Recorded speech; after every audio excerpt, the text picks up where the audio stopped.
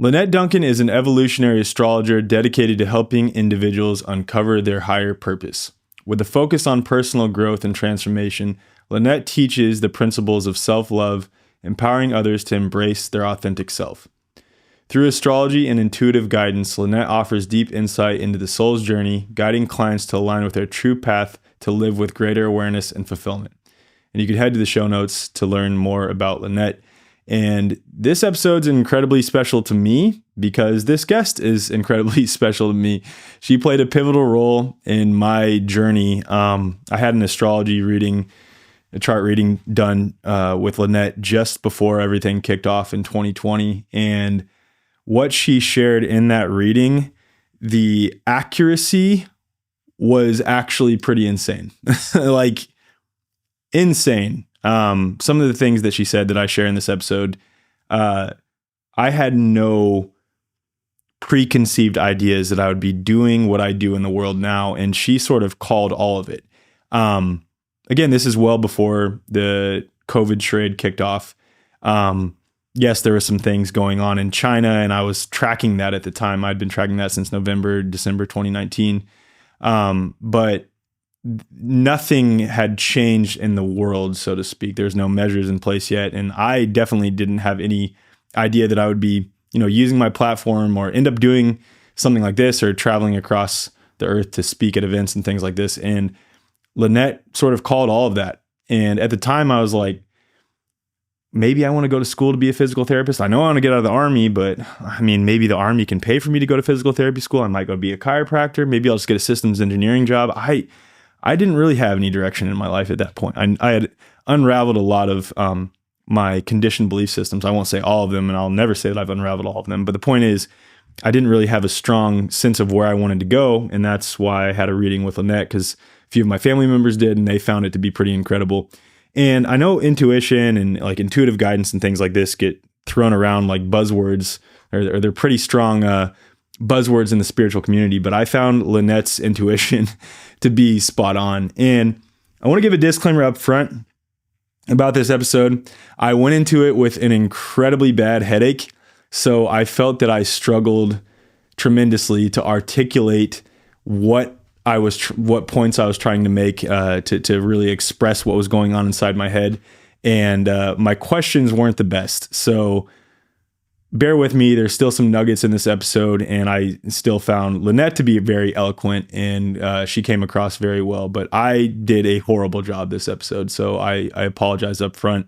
And I think that's it. I think that's all I have to say about this. There's still a lot of incredible nuggets to grab from this episode. And I do not claim by any stretch of the word to be any sort of expert on anything related to astrology. So if you're like an advanced chart reader, or you just have a knack for astrology, I hope this episode is still somewhat beneficial to you. And I think it will be, because we don't only talk about astrology the whole time. I still find it to be a pretty incredible discussion, despite my lack of ability to articulate anything going on inside my head. But aside from that, just a quick reminder that Confluence tickets will likely be on sale by the time this episode releases. But if not, just save the date for May 7th through the 12th. Same location, Bandera, Texas, on Sovereignty Ranch, Regenerative Ranch, just outside of San Antonio. This year, we're doing it a 4.5 day event. So 4 full days with a half day, May 7th through the 12th. And I'll probably link the after movie in the show notes. So go check that out. It's an incredible event. All right. Enough of me rambling.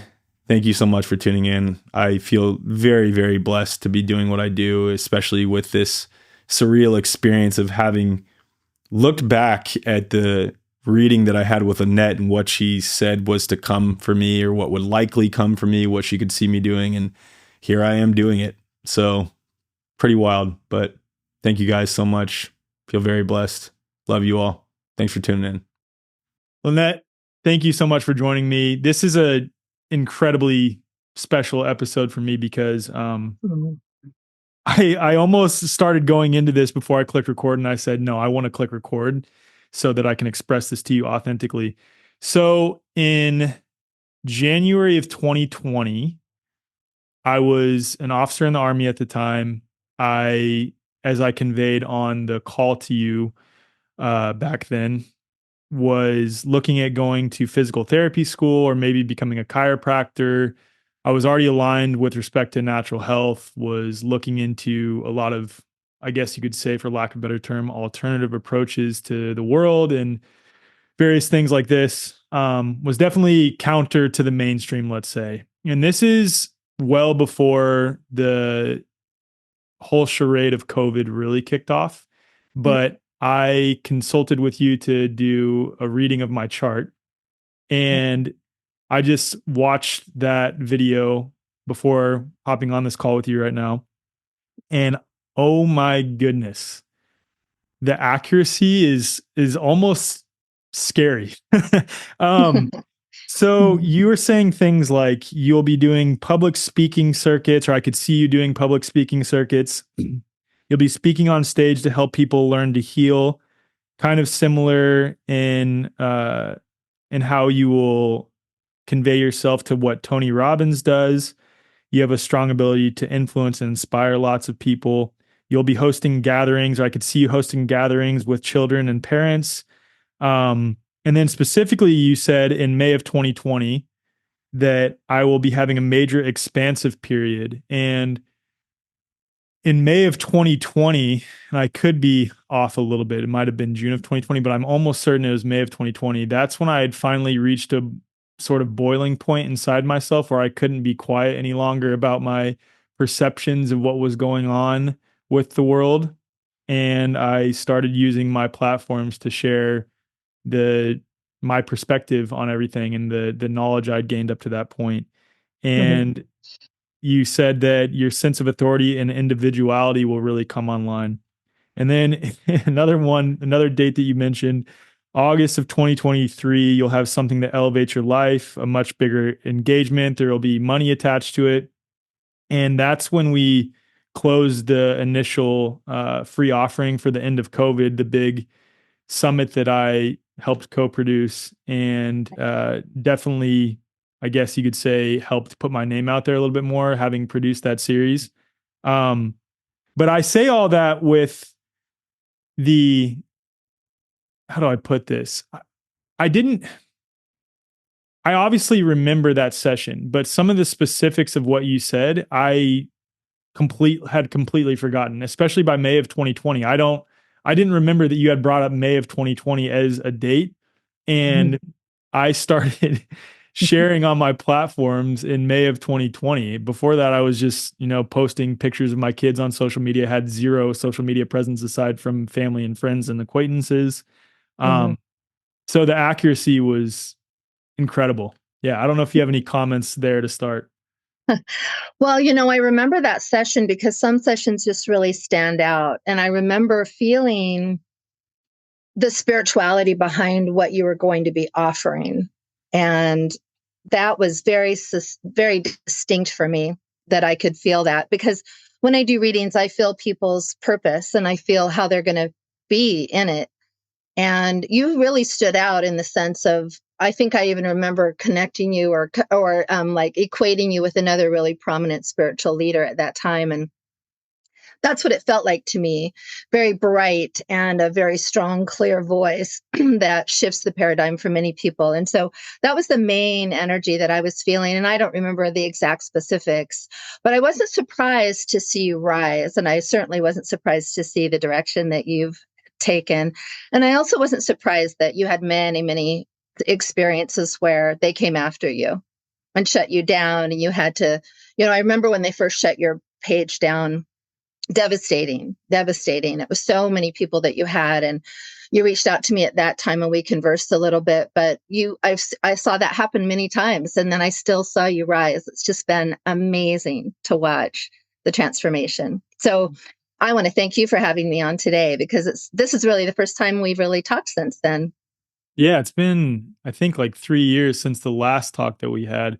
Yes. What stands out to me, though, specifically about that reading, is that at the time of doing that reading, I had no inclination that I would be doing anything in the realm of public speaking on health, that I would be, quote, known across the world, as you said in the session. Yeah, so it was pretty specific, and I watched the video, and I even appeared a little bit perplexed at what you were suggesting I might be doing in the future. I was like, me public speaking, like, yeah, maybe. I don't really think that that's the case. And then, as fate would have it, if you want to call it that, by May of 2020, I started using my platforms to speak, and here I am now, having the opportunity to come full circle and interview you on astrology, which I'm so stoked to be doing this right now, and I just feel so blessed and grateful for that experience. It was really surreal to look back on that video and see all that you said, and just I was laughing the entire time, like, oh my goodness, this is unbelievably accurate. So, I guess I want to start with kind of a question that's on my mind as it pertains to astrology, things like human design, gene keys, Yep.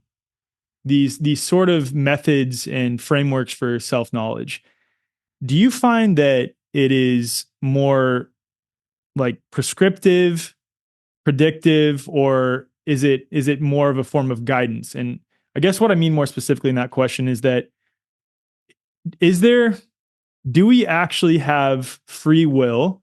Is there a fate that we are not in control of?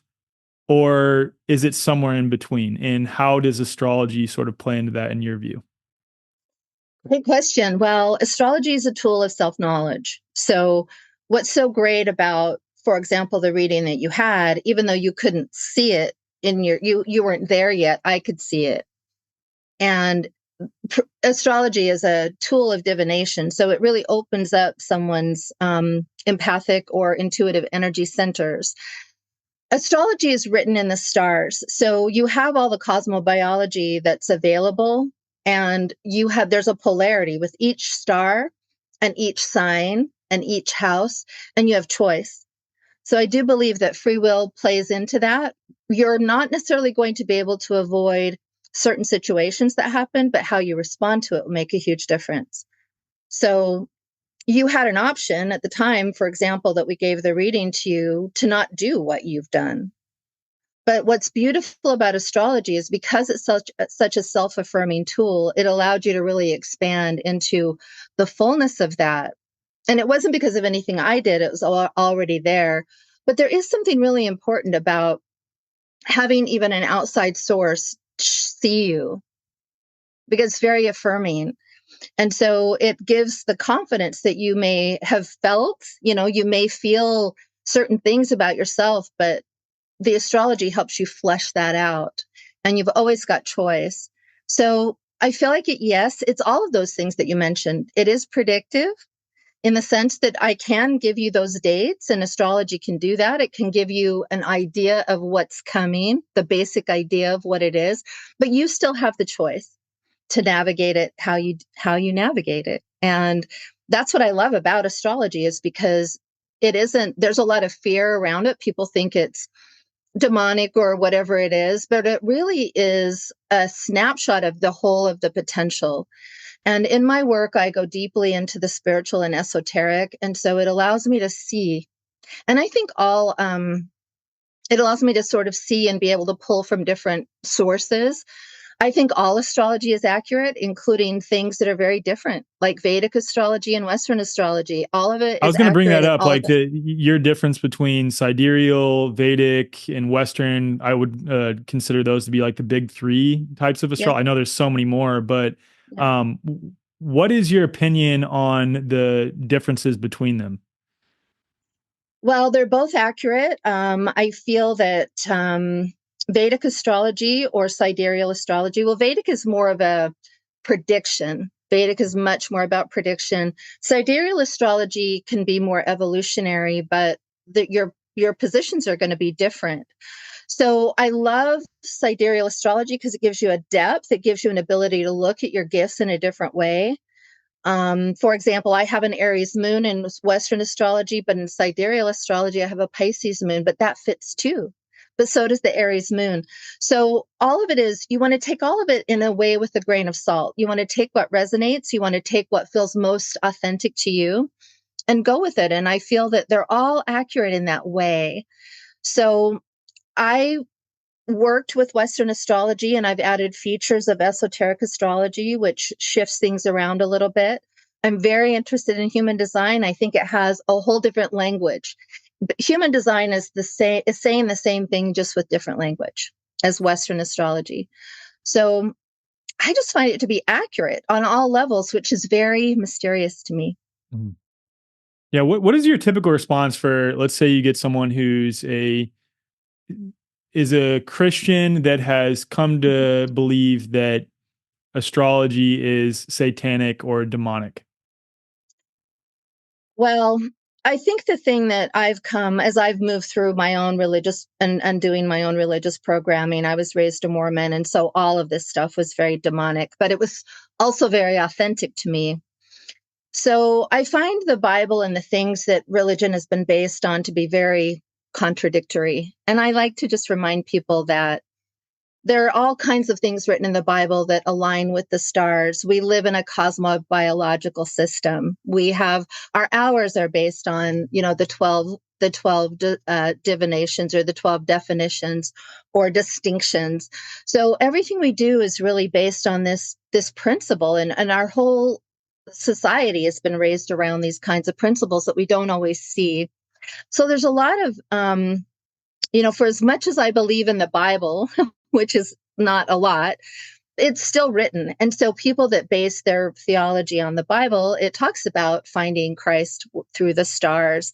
It talks about the herbal things. Christ himself, for example, was an energy healer, and yet they very much make that a taboo thing. So it, that's my response to things, is that it's there and it's written, and it's really a denial of what's actually available to us. And religion teaches us to be fearful. So it's a tool. And I think that astrology, for me at least, when I'm in front of someone, I'm very much interested in that person and helping them to understand what their gifts and talents are, because the person is always very aware of that. A lot of times people come to me for purpose, direction of purpose. But the purpose I've noticed is already within them. I'm just there to confirm it. So I love that aspect of it, because usually if somebody has an astrology reading, there's going to be a bell that's going to ring, and there's going to be truth to it. And it will help open their mind to think about it differently. We live in this world, this crazy world, where we're influenced by the sun and the solar flares and the moon and the eclipses, which is happening today, by the way, as we tape this, the solar Libra eclipse. So we're affected by these things, and it's silly to ignore that we're not. So I just use logic and reason, actually. Yeah, that makes sense. I don't know how accurate it is. I know that some people who work in investment banking and even people who do day trading Yeah, model their day trading based on astrology and based on what's happening in the yeah, cosmos. yeah. And my friend Eileen McCusick, over the last year, I'd say, has developed a new form of biofield tuning, because Mm-hmm. I forget exactly how she developed it, but she found that there's 12 bands of the human biofield, which is the scientific way of saying the human aura, right? Yeah. And then she overlays the chart of that individual, the astrological chart of that individual, over their biofield, and has the 12 houses in between the 12 bands of the biofield, Wow. and is able to find the, like, distortions, or I guess differences in sound with the tuning fork in that individual's field based on where the celestial bodies are in their chart, which Wow. to me just sort of confirms that this is like something that is imprinted into us at the time of our birth and is fundamentally an aspect of who we are. Yeah, I mean, when you study astrology, and if you go back enough, there's music of the spheres, and that also may relate to something that, like, what she's doing. There's so much deep esoteric wisdom in astrology that it's very convenient for modern religion and to put a fear into it, because once you use astrology or understand these other principles, it opens you up to think about things in a different way. It challenges your belief systems, and that's a dangerous thing. So it's all, to me, it's all propaganda in a sense, all the evilness around the spiritual energies, because we would know ourselves if we were free to just do that, if we didn't have fear about it. So that's kind of how I see all of that. So fascinating. I was actually, as I was waiting to log on with you, I was looking at some of her stuff, the conversation you had with her. That's really interesting. I hadn't seen that episode, so I want to go back and watch that. Yeah, I think it's the second episode that I recorded with her, episode number Nice. 88. It's incredibly fascinating. We held an event on the eclipse on April 8th, I believe it was. And that morning, to sort of bring the United States back into coherence, she did a chart tuning of July 4th, 1776. To bring the United States back into coherence. And wow. Yeah, I've got to go see that. Yeah, it's pretty incredible. Yeah. So you wanted to get into some things related to the astrological predictions over the next 6 years and what to expect for 2025. But before we get there, I want to talk to you about your journey into astrology and how you came to start reading other people's charts and how you found it to be accurate in your own life. Yeah. So I was excommunicated from the Mormon church when I was about 19 years old and pregnant. A few years after that, I ended up getting an astrology reading because I was pretty lost in my life. There were some things going on in a difficult marriage. And I got a reading and it blew me away. It was really my first foray into that because I wasn't a Mormon anymore. And I had gone to Portland, Oregon and had a spiritual awakening there. And I went back to Idaho and had this reading. And it was nothing like the type of readings that I give, but it was very enlightening to me. And what I noticed about it was that it helped me to be in deeper self-acceptance. I understood aspects of myself that perplexed me, things that I was maybe ashamed of. And that really was very self-affirming. And I was so fascinated in that event that I started studying with the woman who actually gave me the reading. So I was under her care for about 2 years. And then life just tumbled me along and I really got away from it. But it wasn't until my Chiron return around 50 that I picked it back up again and I started my Instagram page, Oracle of Your Soul. And it was really just being stuck in my life and needing to live in the truth of my being. And I started on a self-love journey and I started my page and started talking about astrology. And it's been a process. So astrology to me really led me to my self-love journey. And that's what I feel like it is. Astrology is for you, for each individual with your own chart to be in that self-affirming energy. And I needed that in my life. I'm a Virgo sun. I had a lot of self-condemnation and self-hatred. And I had to really trust myself to step into being an astrologer because I had a deep belief that I couldn't do it. And then I couldn't make money doing it, which wasn't the case. So it was part of my journey and it's my purpose. My purpose was to find my purpose and to help other people find their purpose.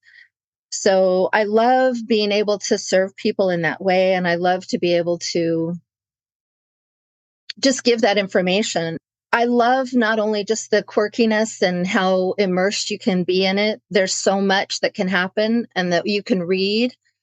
But I personally love the person, the depth of the personal connections that I make with others and the ability that I've experienced to change my life by pursuing my own purpose and giving myself permission to do that.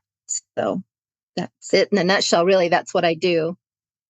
Yeah. So the next question that I have, and I've always wondered this, and I don't know why I've never asked anyone this, is how are things determined like collectively based on astrology? And what I mean more specifically is who set the parameters or the descriptive nature of, let's say, having one celestial body in this house or having this sun as this celestial body as a rising, having this sign, et cetera, et cetera. Who set the parameters surrounding that? And how have we collectively decided that, for example, if you're a Cancer, that means you're more emotional typically if you have a Cancer sun? That's a really good question. And I don't know that I could be accurate in describing what that is because it hasn't been a theme that I've really studied. And I want to say, of course, it goes way back to Greek mythology. There's basis there. And I'm sure that a lot of the philosophers, Plato and Pythagoras and all of these were the progenitors of these types of ideas. So I think it goes back into that. The Grecians definitely, and I know that the Chinese also had their own system. So different parts of the world were sort of into the Cosmo Biology and the process of that. It's very interesting. And I think that I went from really Western-based, really typical sort of modern, popular types of astrology, and I moved into esoteric astrology because it was much deeper.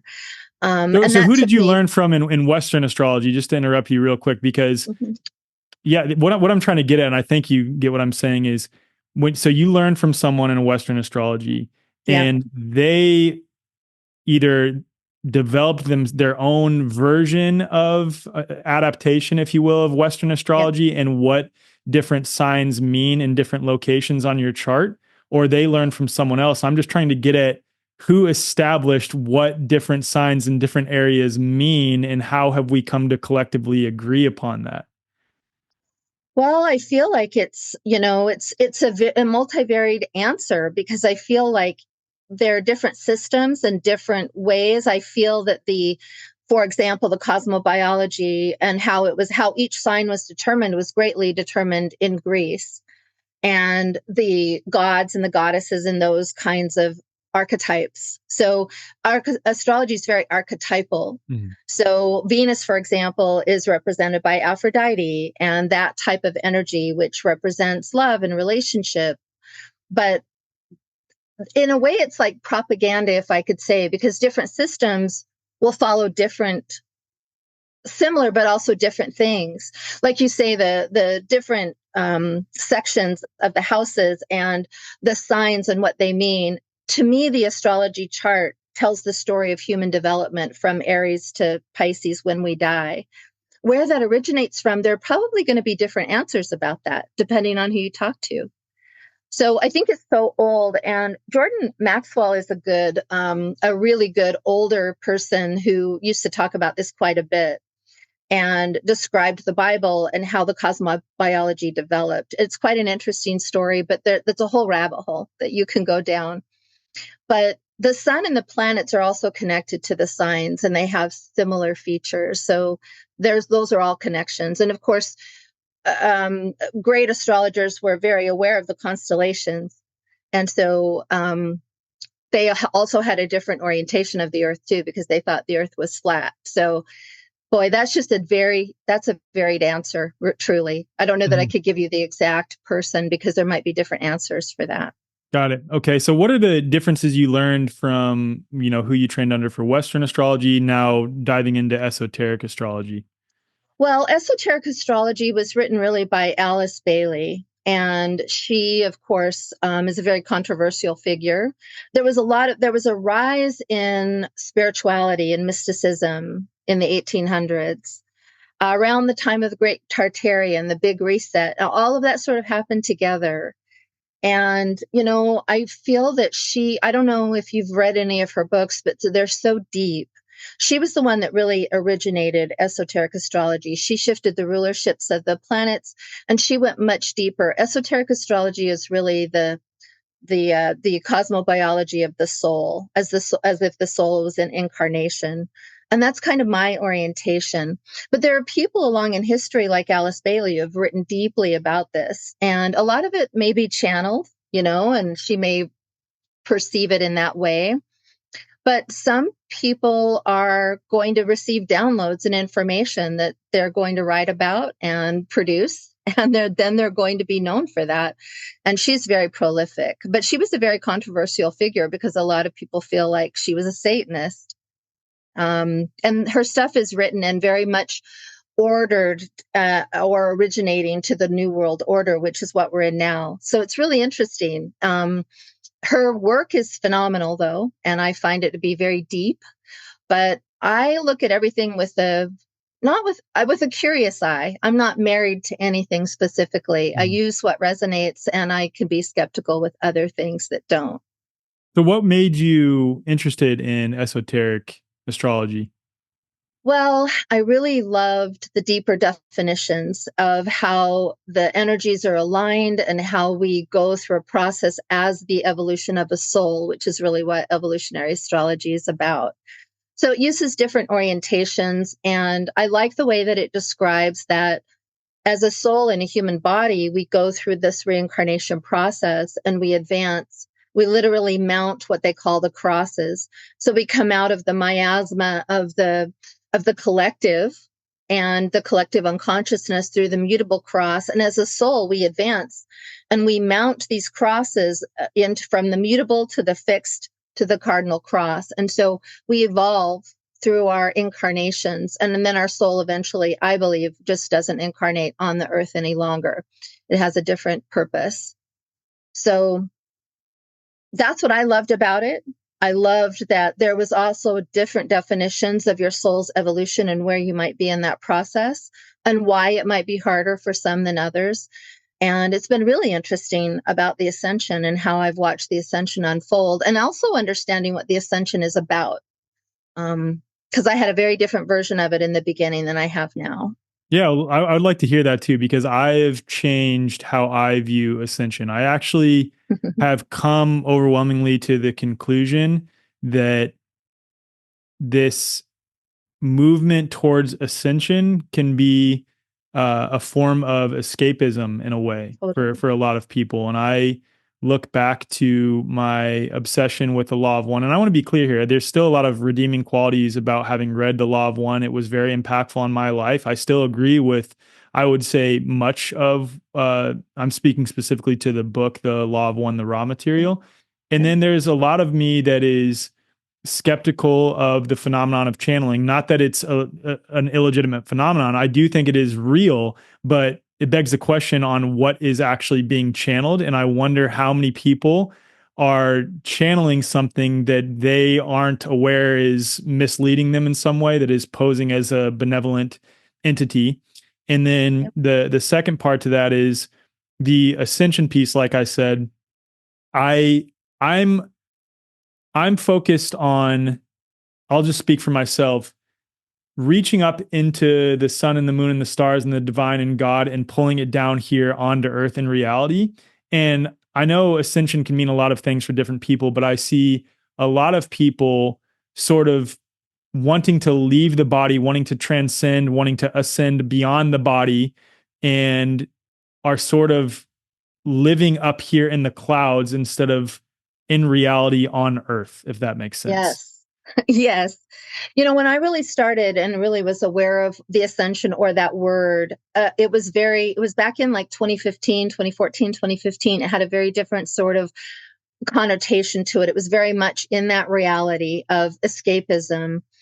And it was very much the new age. There was a lot of alien connections, starseed types of language. And then this bifurcation to the sense that we would leave the planet. And the more I worked with that, I realized it was just another escapism sort of scenario, right? It was just another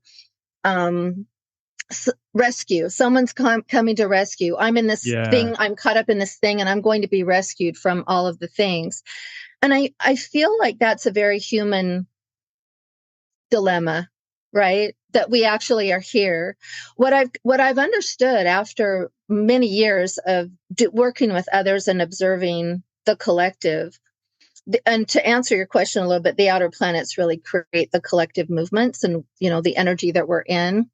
But that whole endeavor, to me, I realized, especially, I was very drawn to self-love, which I feel is what gets us there. The self-love aspect is what creates our ascension process. It doesn't have anything to do with the planets or aliens or anything else. It's about going within. It's about connecting to the feminine energy and trusting the clairvoyance and the intuitive energy that we have, because we need it. We need to be able to see what's actually happening. So to me, that's what the ascension is. It's more of a descension process in the sense that we are becoming more conscious. We're becoming more intuitive. We're becoming more spiritual. We're embodying that energy rather than projecting it out into the ether. And it brings us into our humanity, and it brings us into love, which is the anchoring quality. And that allows us to solve problems. For example, what I've noticed is authenticity. When we look at fire energy, for example, in astrology, the fire element is connected to spirit. It's connected to identity. It's connected to authenticity. These things are the same. So when you're being authentic, you're in your highest spiritual state. And the more authentic you are, and the more you adhere to that, the more elevated and clarified you become. You have a directly connected channel to source, because there's nothing that you're deceiving yourself about. You're just in love. And what I've noticed about the ascension, and in this process with a community of people that are also on this path, is that we're circumventing some of the issues that we're seeing that are directly in front of us. So I was looking at your page and I was like, yes, this is how we're circumventing all of the fuckery out there. We're able to see it, for one thing, which is part of the process. And then we're able to actually get around it because we understand it. Yeah. So the ascension process often brings a removal of the blinders so that we can see things clearly. It's sobering. But it also gives us, the ascension has given us an ability to love ourselves and to not give up, to advocate for others, to make and create community, and to talk about things. And even though they're not popular, for example, it's very unpopular for me on my page to start talking about the false New Age movement. And so each time an individual chooses truth, to speak to truth as they see it, you're going to shift realities. People are going to come and go. And as long as you remain constant, that's what it is about really understanding who you are, what your purpose might be, and staying true to that. So that's as simple as it is for me. I've kind of come full circle through my beliefs too about that. Right. So basically, correct me if I'm wrong here, you've recontextualized ascension to mean learning to know thyself and coming into greater coherence. Exactly. Okay. I can buy that. I can agree with that. So I want to touch on this since you brought it up a little bit more. The elements of the false New Age movement, because I know you've spoken about that quite a bit over the last 2.5 to 3 years. There was a period of time, correct me if I'm wrong, for like 6 months where you were talking about it pretty significantly. So what have you come to determine are characteristics of the false New Age movement, aside from what you just mentioned? Well, some of what you mentioned, the channeling aspect of it. What I noticed through the process of awakening was that I had a lot of energy attachments connected to me. And when I started channeling, or feeling that I was channeling, I could feel and sense the negative energy immediately. And I took about 6 months off at that point, even from my page, to regroup, to really clear my channel. And I find that anybody that really does this work, you have to use discernment between what is a negative energy entity or attachment and what is a clear light channel that's connected to source. So when I'm in that space, to me, it's my higher consciousness. It's my higher self. It's the higher understanding of wisdom and information that I already know is on a spiritual level. I'm just retrieving that. So I don't really open myself up to channeling, and I'm pretty suspicious about it. I am pretty suspicious about it. And I'm a little bit suspicious too, even though I really believe in grid work, I believe that we can do a lot for the consciousness and the collective by doing our own work. And that's where I feel like it roots. It's not really about our ability to heal the planet or to heal a collective. We do it through the channel of ourself first, and that ripples outward. And we don't need to worry about other things other than what our ability is. And ability, when I say that, I'm talking about our ability to be in truth, and to speak the truth, and to be authentic, and to be in that alignment, and to clear away all of the deception within us, where we don't there were a lot of things that I had little nudges about that weren't true, and I had to make adjustments. Mm-hmm. I had to clarify. I had to circle back and be like, look, this is something that I used to believe in and teach, and I don't believe it anymore. It's hard to be in a public space to do that, but that's part of what I think the process is. Well, that makes you more authentic. And yes. To quote Eileen McCusick, the highest level of coherence is authenticity. I agree 100%. Yeah. And self-love gets you there. It's the self-love aspect of what I also teach. I had to figure out how to marry astrology and self-love, but it's the most important thing. It's the most important thing. It's the thing that that has been removed from us, and it's the most important thing to reclaim your sovereignty. Yeah, I totally resonate with that. The other thing that I've noticed with the sort of false light new age movement is this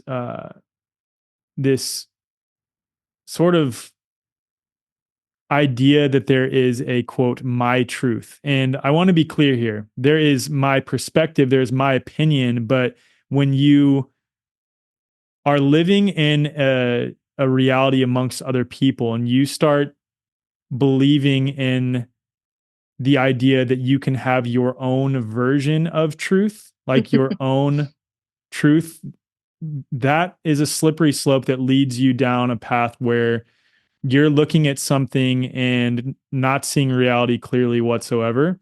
And then the more humanity heads that direction, the more inclined humanity is to then buy into totally unreal things that have harmful consequences in reality for the collective as well.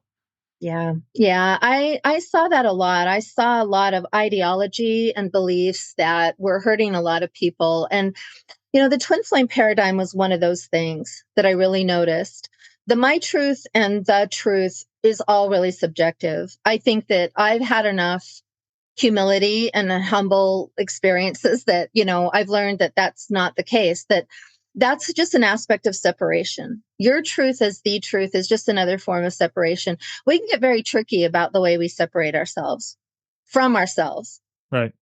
And so, for example, the twin flame paradigm is a very, very touchy topic in the community.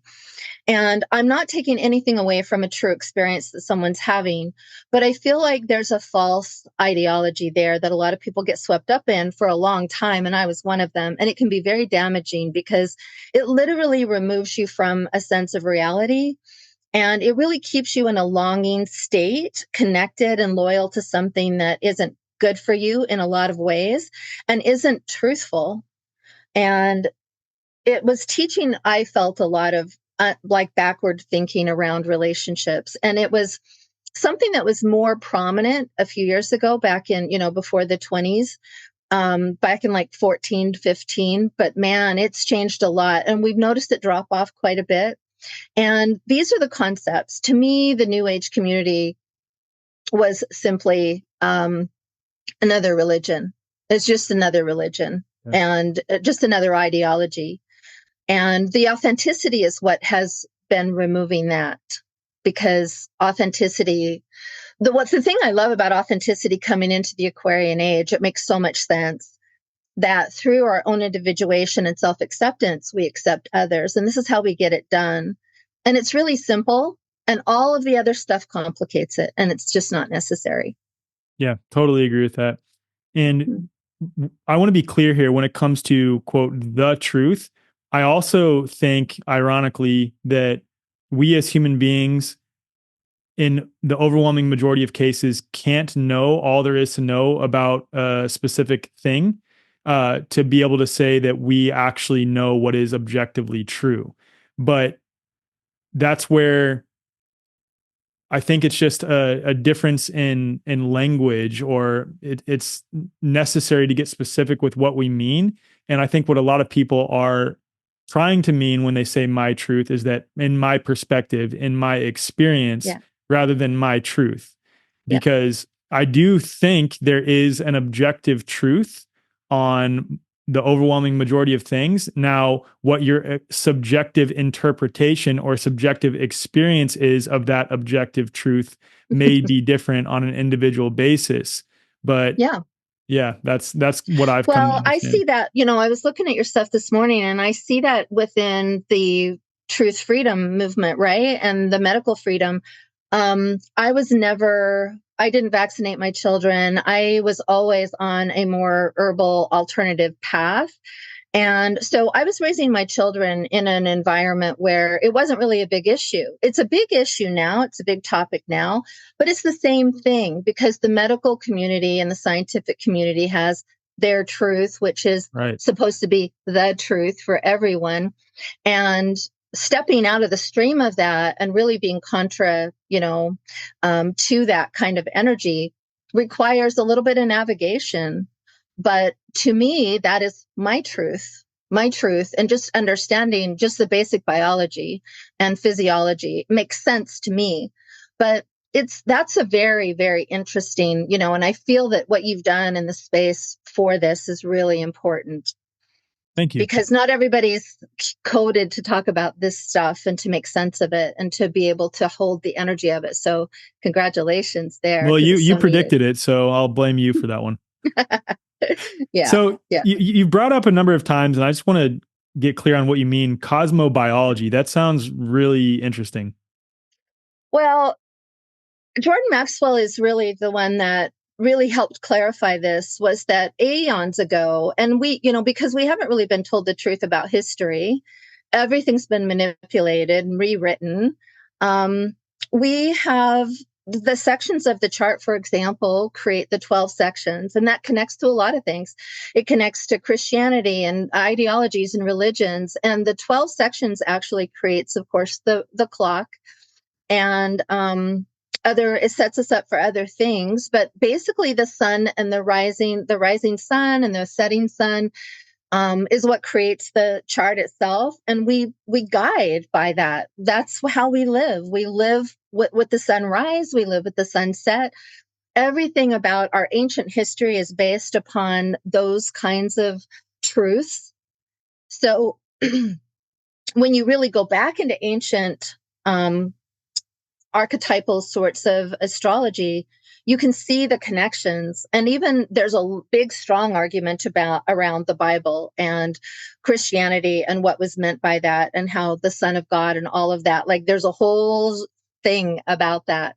So that's what I'm speaking about the Cosmo Biology, is that when our sun is in a certain constellations, we experience certain things that sun or that constellation brings us. The sun is the illumination. And so just the seasons, the precession of the equinoxes and the seasons and the things that change and shift, these were very basic to us even before we knew what astrology was. So we lived in the rhythms of this sort of natural cosmobiology, whether we were planting or harvesting or saving and conserving. So that's what I'm talking about, that. Wow. So basically you're just referring... Our whole system is based on that. Yeah. Yeah. You're referring to how the cosmos, the sun, moon, and the stars and the celestial bodies impact our biology. Yes. Yeah, exactly. Cool. And how we move with the seasons, we move with the elements, we move. And of course, before the modern age, we lived in that sort of pagan reality where we were very in tune with the elements and the stars and the moon and the ocean and all the things. We didn't have clocks. We didn't have time. We got up when the sun got up. We went to bed when the sun went down, and we honored the changes. So we've really gotten away from that. And to me, that's what astrology really brings us back to, and helps us to remember that there's a time for everything. What's crazy is recently I've done a few episodes on circadian biology and how important it is to rise with the sun and go to bed at around the same time that the sun is going down, and spending more time outside and eating seasonally. I think it makes sense from a health perspective. I think it is a requirement in order to have optimal health, in my opinion, for most people, is to be in tune with the natural changes of what you're calling the cosmobiology, essentially. Yeah. One of the things that I've noticed when people wake up, and especially when they become more in tune with their intuition, I think that's why people are relocating too. I think they're relocating to areas that are just more in symbiosis with their energy systems. it allows them to be outside more, to connect more with nature. I notice that when people wake up, they become more sensitive, and so they'll shift around a little bit.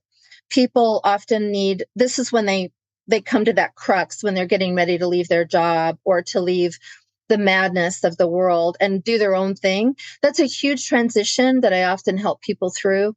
And usually people that are on a spiritual path that become more intuitive and they're reclaiming those senses, they need the sunlight, they need the woods, they need the nature, they need the quiet, they need the isolation. They can't live on top of each other.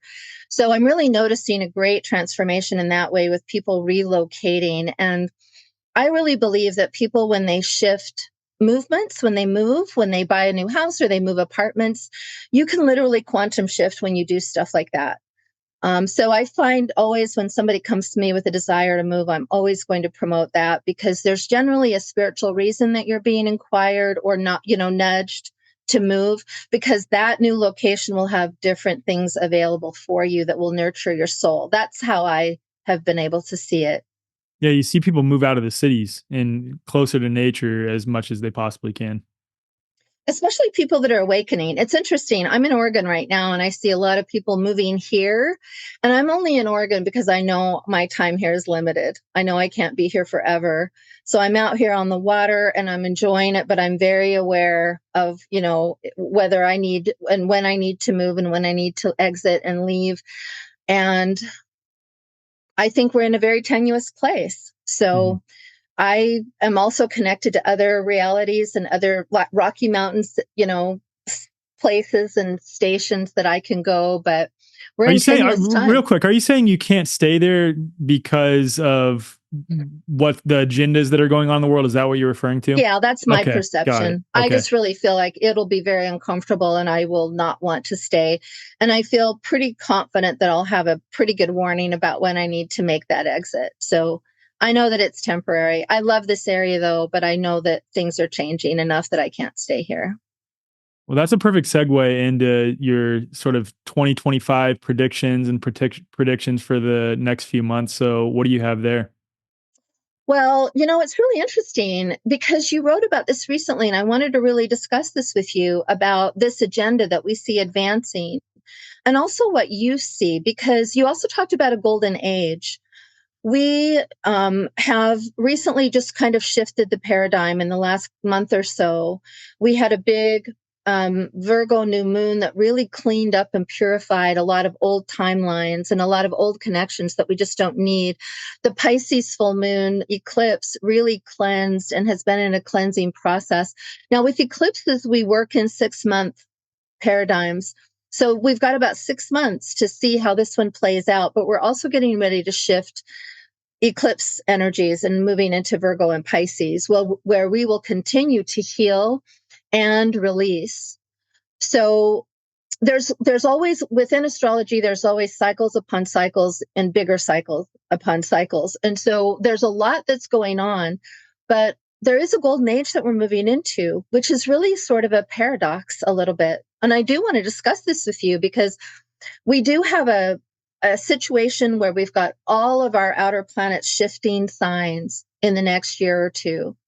And then we've got 2027, which is heralded by the human design community, that we have projectors really rising and we've got all this shift in humanity. And that coincides with these planetary shifts. All of the planets next year, we've got Saturn, Neptune, Uranus, all moving into masculine energies, and they've been in feminine signs. And we've got Chiron still in a feminine sign. So she'll be the only energy, this asteroid, where all the other planets are in masculine energies.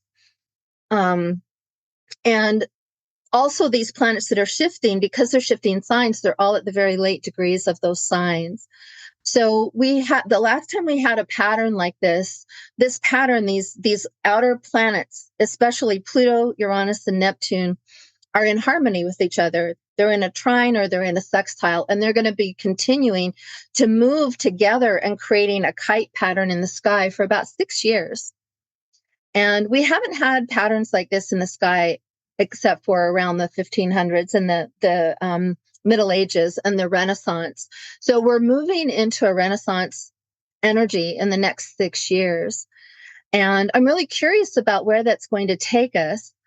I feel that we are circumventing the powers that be and their nefarious intentions by circumventing and just doing things differently. Whether we're going underground or we're going around them or we're doing it anyway, I feel like there's a panic and there's an advancement and there's a trying to hurry their plan up to shut it down as much as they can. And there's so many implements that they have with weather and frequency and all the things. We don't know what's real, what's not. We have our inklings about it.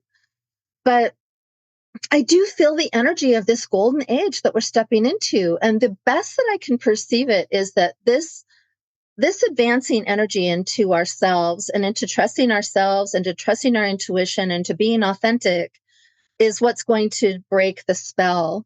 Now, how bad it gets and how crazy it gets, I don't know. So I've done my own preparation because that's just how I was raised, and I have sort of a belief system there. But I also do believe in miracles, and I believe in the energy of all of us together and really being insistent about what we want to create and holding that, the version and the vision of that. So it's all about community. The new age, or rather the Aquarian energy, to me is about our individuation and coming together in self-acceptance of each other. That's what's going to dispel it. When we refuse to experience the dichotomy or the lie or the deception, and we're just not in it anymore, there's no purchase, there's no ground to stand on. I think we're seeing that a little bit, especially in the political arena. It'll be interesting what the eclipse brings, or the election, sorry. But what is your version of that? Because I've seen you write a little bit about it, but what do you feel is going to happen? Yeah, I mean, that's a great question. And I guess I've become so not in tune with what's going on politically. Obviously, I look a little bit just to see how the collective and those around me in the freedom movement who still buy into politics are going to behave and respond. And I just find it to be incredibly fascinating on that front, because I personally don't care who gets into office at the end of this year and who's inaugurated in January. I think irrespective of which man or woman who thinks that they have the right to dictate the lives of other men and women are in office, it's really inconsequential to me. Now, I say that with the caveat that if a lot of the people around me still believe in that and still outsource their power to that, and let's say if Kamala Harris is selected, that they become sort of distraught and lose all hope and become incredibly fearful, that will cause their actions to be different, which will have an impact on me, especially if I sort of relate to them and consider myself a part of that community. But that's kind of why my message is so focused on, look, it doesn't matter which man or woman is in that position. It's a puppet position anyway, and the puppeteers are the banking elite, the multinational corporations, and some shadowy multi-trillion-dollar families, I would say. I don't think it's that far-fetched to say that they're probably trillion-dollar families that are behind the scenes that are unnamed at this point. Like, we're talking beyond the Rothschilds and Rockefellers, and maybe even some sort of Wetiko sort of mind virus entity that is moving through them. But ultimately, I find that energy and overwhelmingly that class of people are parasitic. That's why I don't call them the powers that be. I call them the parasitic class. And it's because they require our energy, our co-creative capacity to help bring forth what it is that they want, which is why I say, shut all that shit off. Stop, obviously be aware of it. I learned this phrase from this lady named Jacqueline Dunn when I was speaking in the UK. She says, be aware, but not consumed. And that's kind of my motto now too, my way of articulating. And I think I've been articulating it that way, but not to that effect over the last 4 years, really. Yeah. Be aware of what's going on, but don't be consumed by it. Yeah. And the sort of example that I give is, imagine you're sitting in a crowded room and you hear a bunch of different conversations going on. You can choose to isolate that one conversation away from the rest of them and really tune into what they're saying, despite having multiple conversations going on, right?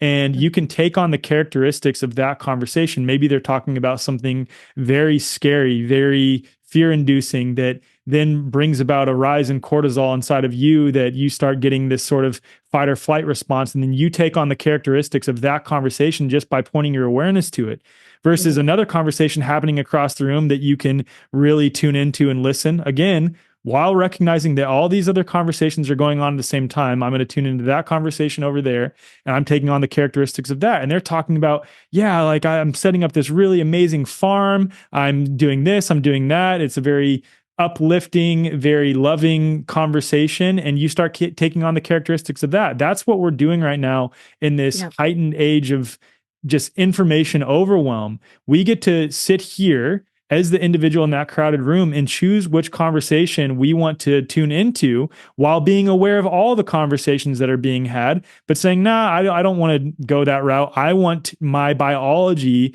to be accustomed to be in alignment with that conversation. And I'm going to choose to go over there. And as many of us who are listening and watching this show, and as you and I are both aware of, our thoughts help co-create this experience. Our thoughts, especially when they're attached to a feeling and a perpetual feeling, help co-create more of whatever it is that we're thinking about.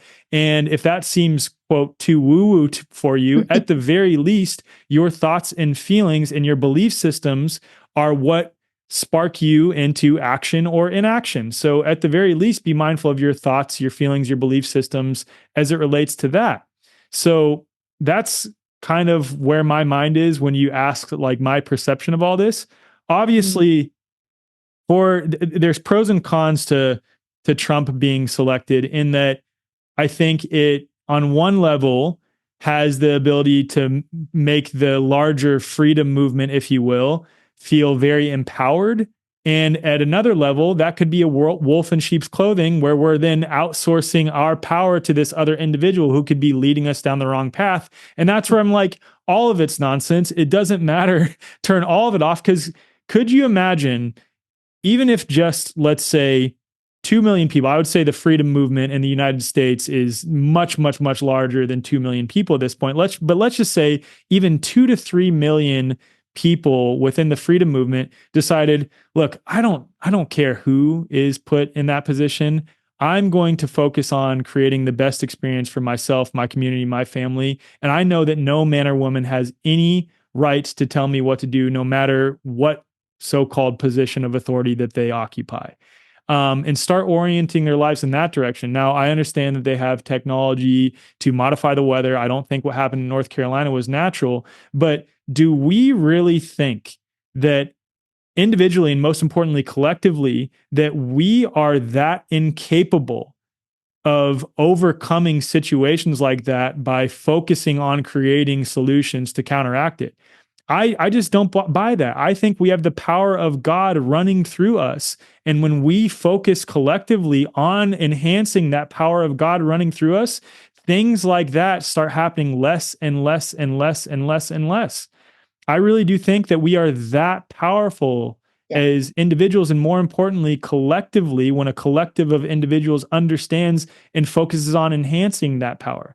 So that's kind of where my mind's at. I don't even know if that answered your original question, but it did. It did. And I love that. I love that answer. You know, what comes to mind is it's all political theater anyway. And I saw that, you know, for example, when Trump was in office, there was nobody coming to save us from the vaccine.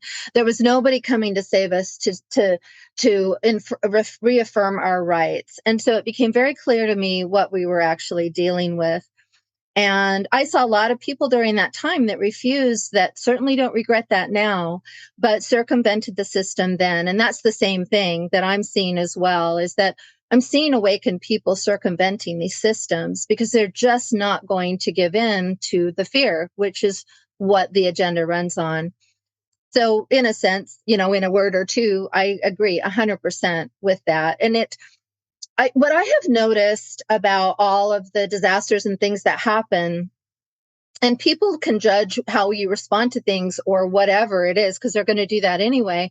But I've also had this very spiritual sense of detachment where I'm just not caught up in it. I'm recognizing it, and I'm definitely feeling the energies that are connected to it and the fear that it creates and the sadness and definitely the destruction and how it affects other people. But I'm also feeling that detachment from feeding into it, because I know enough to understand that that's exactly how it's perpetuated. And what I do feel is happening in the ascension is that we are becoming more and more aware of the power that we have to actually create our reality. And we've already noticed that in doing so, we've created this bifurcation. And this is also why I feel like I'm more detached from that old reality, because we're literally in a bifurcation. We are living in different realities with people that are standing right next to us. And I noticed that even when I started my business and gave myself the affirmation to help and support other people, it changed my life. I've lived you have too, the reality of how you can literally change your reality, and it's so much better. And you notice that you're so much more removed from those things. We can't literally create the things we want in fear, or we create fearful outcomes, things to be more fearful about. Yeah, it's totally agree. it's fascinating to me watching it. It really is fascinating. And I know that as an old soul that I am, I've been here before. I think we've been in scenarios like this before. This is not our first rodeo. So I think this is why we have to really tune in to the part of us that's wise and that knows what to do and that knows how to move through it and how to navigate it. And I think there's a certain combination of souls that are here right now on the planet that have that innate within them, that they sort of know how to hack and get out of the matrix and to see it for what it is. And we've been here before. We've done this before. I have lots of hope that we are going to come together, because I'm seeing it. You're creating it just in what you do. And all of it counts. Yeah. In nearly all cases with modern health systems, you're waiting months for appointments only to spend a mere 10 minutes with a doctor who quickly hands out a generic diagnosis that is likely rooted in a total misunderstanding of health and causes, and then you're offered a one-size-fits-all medication or invasive treatments with unpleasant side effects. If this sounds all too familiar, consider a different approach with the New Biology Clinic, founded by Dr. Tom Cowan, a respected natural health doctor, author, and speaker. Dr. Cowan's holistic perspective on health and wellness and a deep understanding of the true nature of health and disease sets this clinic apart. With the New Biology Clinic, it's not about quick fixes and suppressing symptoms. The practitioners take time to understand your unique story, recognizing that health is unique to the individual and that illnesses have a variety of causes, physically and metaphysically. Members of the New Biology Clinic enjoy a flat monthly fee that includes a range of valuable services like health consults as needed, practitioner-led live streams on diverse health topics, access to a members-only resource library, and multiple live group sessions every month. These sessions cover fitness, breathing integration, biofield tuning, guided meditation, EFT tapping, and much more. Unlike traditional healthcare systems that thrive on frequent visits, prescriptions, treatments, and suppressing symptoms, the New Biology Clinic's motivation is to make you healthy and keep you that way. Visit newbiologyclinic.com to learn more and use code THEWAYFORWARD for $50 off your account activation. If you're a member of The Way Forward, email hello@thewayforward.com to receive $150 off your account activation. Your journey to genuine healing begins here.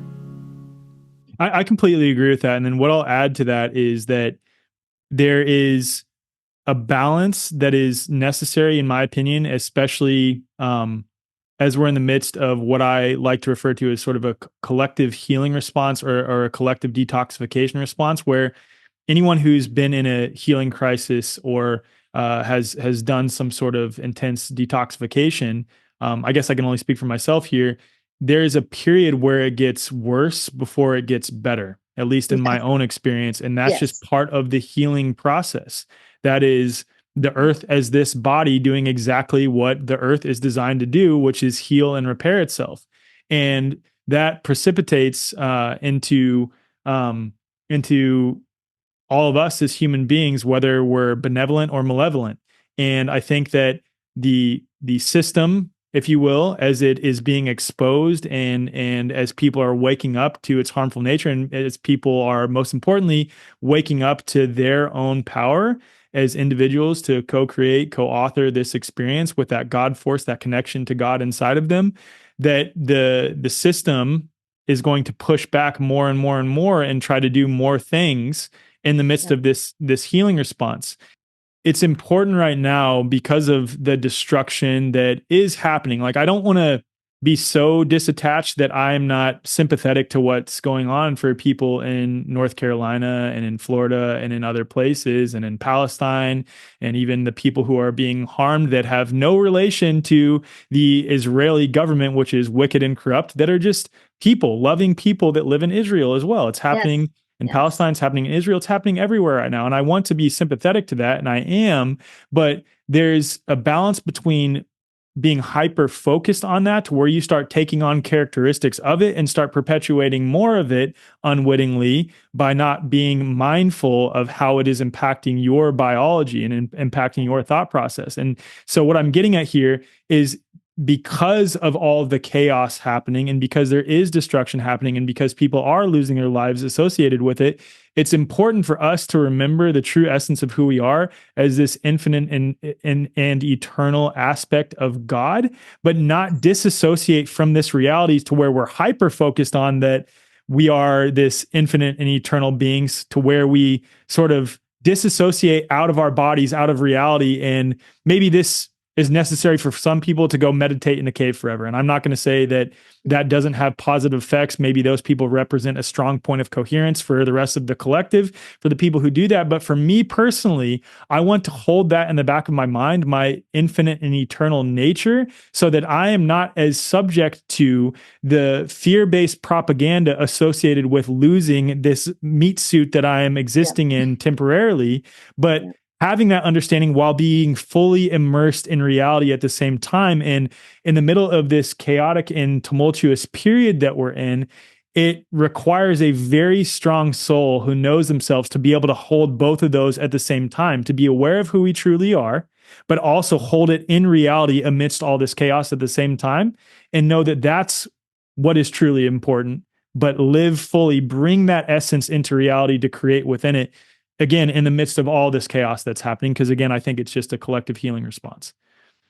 I agree 100%. You really just described every strong spiritual person that I know that's on an ascension path, especially after they've sort of cleared out all of that fuckery.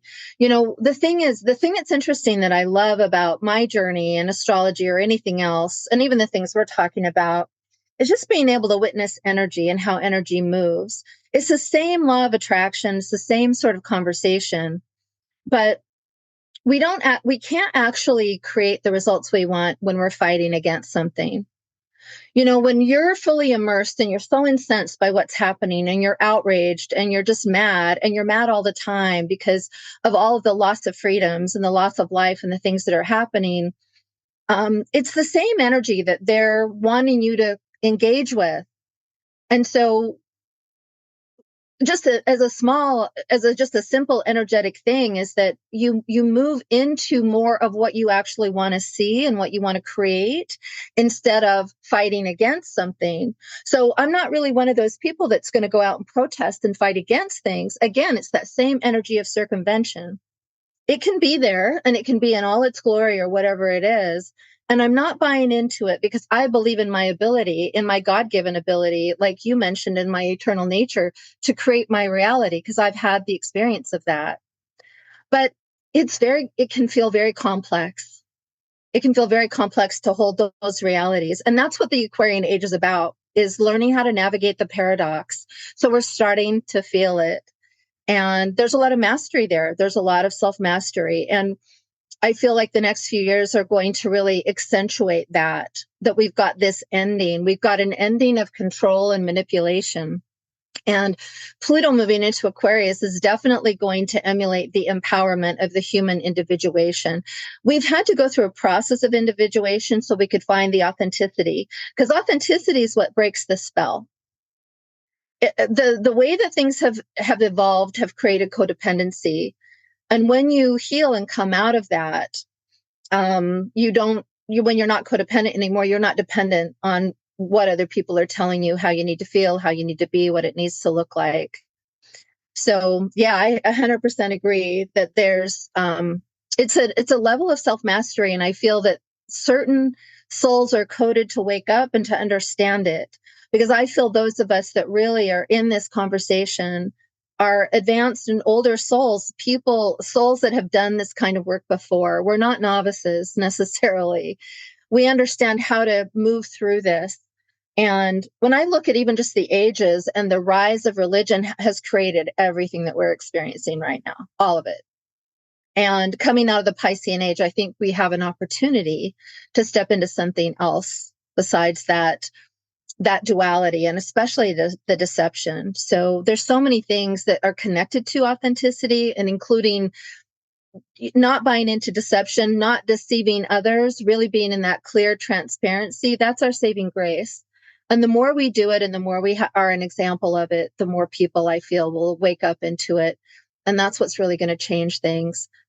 I think it'll happen. And I don't know if it'll happen in our lifetime. I was talking about this today in my membership group. I think that this is huge what's happening. We're in the middle of this huge, great awakening. And you may see it. Your children may see it. I don't know that I'll see it. And that's also okay. You know, you think you might be back and just not remember, though? Do you maybe, I don't know. You know, I believe in generational signatures. So when Pluto shifts sign, we have a new generation that's formed. And so the children that are born with Pluto in Aquarius are very different individuals than the ones that were born in Scorpio, or the ones that had Pluto in Sagittarius. When did Pluto move into Aquarius? Pluto moved into Aquarius, I believe, at the end of like 2022. It started variations of that, and getting closer, and then it's wobbled back and forth. And now it's in a very last degree of Capricorn for the last time. And then it will shift, and we'll see an advancement.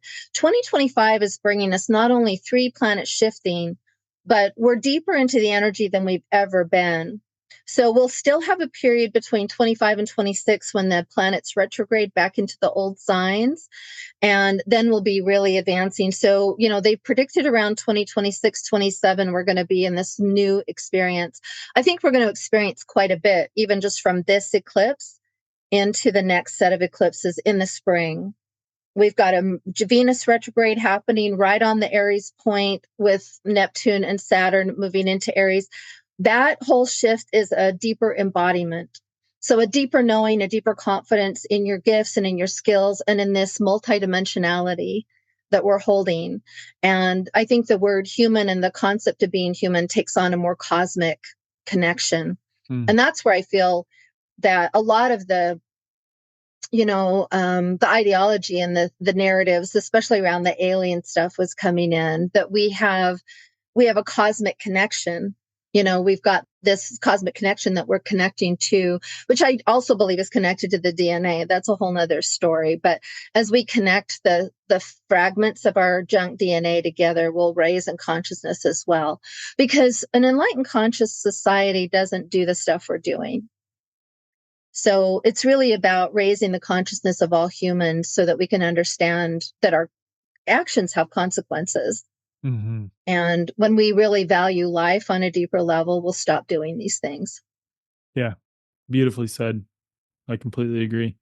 Now, looking astrologically over the next 4 to 5 to 6 years, let's say 6 years, especially because much of the truth and freedom movement has lingering in the back of their mind, and I would be lying if I didn't say this as well. What the parasitic class wants is Agenda 2030. So what astrological opportunities do you see over the next 6 years that we can capitalize on, and that the parasitic class will also try to capitalize on as well? Yeah, well, that's an interesting topic, because the parasitic class uses astrology. Like, these are the components and the tools that they're also using. Yeah. So we have 2 factions. We've got the spiritual community praying and blessing the same kinds of heavenly connections that they're using for destruction. It's very interesting to work within that. Well, what really began the question that you're asking was with the Pluto-Saturn conjunction in 2020. And that happened in January 6th of 2020, which is really right around the time you and I had our reading together. That really was a determiner of what we can expect. And Pluto empowers and Saturn manifests. So really that was an opportunity for our personal manifestation of our own empowerment. So we're going to keep an eye on what Pluto's doing. Saturn moves every 2.5 years. Saturn and Neptune right now in Pisces is a lot of dissolving and removing blinders and removing deceptions, being able to see things more clearly.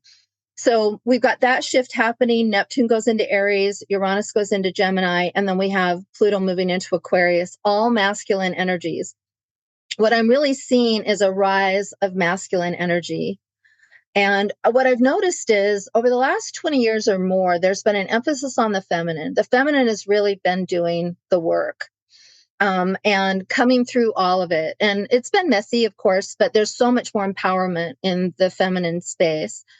The masculine's got work to do too. So I feel like the masculine energy is coming in a much more healthy and congruent space of leadership and of clarity and of protection and getting the priorities right, using logic and reason to bring and connect, and to also find a place to protect the feminine and to step into that role.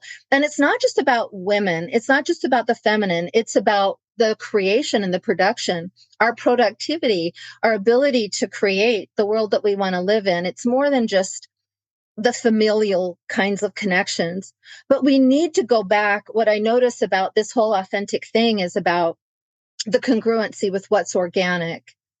And so we can't ignore any longer what naturally has been set in place by our creator, the organic law of things. So we have to get back to that. So the masculine has definitely been in a swirl of its own loss and confusion and grief.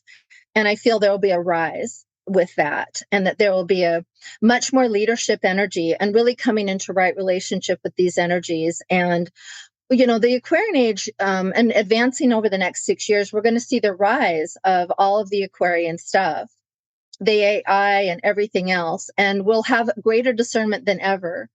But we're ready to innovate. So we're ready to step out of this binary, in a sense, of the fight and the war between the light and the dark. What I love about esoteric science and these kinds of concepts is that when you get to a certain understanding, light and dark doesn't have connotations. It's just different ways that energy expresses itself. So neither is good or bad. These are just simply energies that we can choose to use. And there will be, I think, a deeper understanding of that as well. So we're not creating as much separation by judging something and calling it one thing and then hating on it, because that creates a separation in ourselves. So it's going to be interesting, because I think the ascension so far has been very different than I thought it was going to look in the beginning, especially around the authentic part. So I'm really excited about what's to come and what is possible for us, because I think that we've been lied to for so long and believed that we were sinners, literally, that we were the ground underneath somebody's feet, and the capitalization of that and capitalizing on that unworthiness. The worthiness is coming back. And I feel like we're going to do things a lot differently. Our world has been so created by the masculine energy that we have to bring that feminine energy in and find a greater balance and honor families and honor time. And so many of us are moving out of the systems of slavery and service to others in the sense of creating other people's wealth. I think that's going to change. So more empowerment, more human empowerment. We've got a millennia to really work with that. So we're really just getting started, and that excites me. That's what I think we'll see, is more of a rise of the organic timelines locking in and really relaxing into that and being comfortable with what that is. Awesome. Amazing. I have a question specifically on the judgment piece. Do you think that for a certain period of time, especially with the revelations that are occurring right now, for example, we're in the midst of becoming aware, although I would say a lot of us were already aware of this, but now it's really coming to light in the mainstream of things that are happening in Hollywood, for example, with Diddy and everything in the music industry. I think at some point, I guess it depends on what you mean by judgment. It's necessary to point to that and say that's fundamentally evil, and that's not something that I want to engage with. So, do you think that with the context of us moving into we are in full awareness of all of the offerings that we can choose to align with, before we get to that point, it requires that we do judge, or at least characterize something as something that is of a more negative polarity that we don't want to engage with? Yeah, I mean, that's a really good point. And that's one of those real subtleties that I think we all have to navigate when we talk about right and wrong and dark and light. I think that the answer to that is about really honoring that organic timeline and what universal laws have been set in place. And you can relate that to the 10 Commandments or things like that. Of course, that's been a version of it. But the organic timeline is set up, and you can see this through the human cells and dividing and creating the human. You can see this the way that the earth regenerates itself. There's a life component. And I feel that, that where we have boundaries around this as a society is we just don't murder. We're not going to discreate or uncreate something that's been created, that we have to honor that.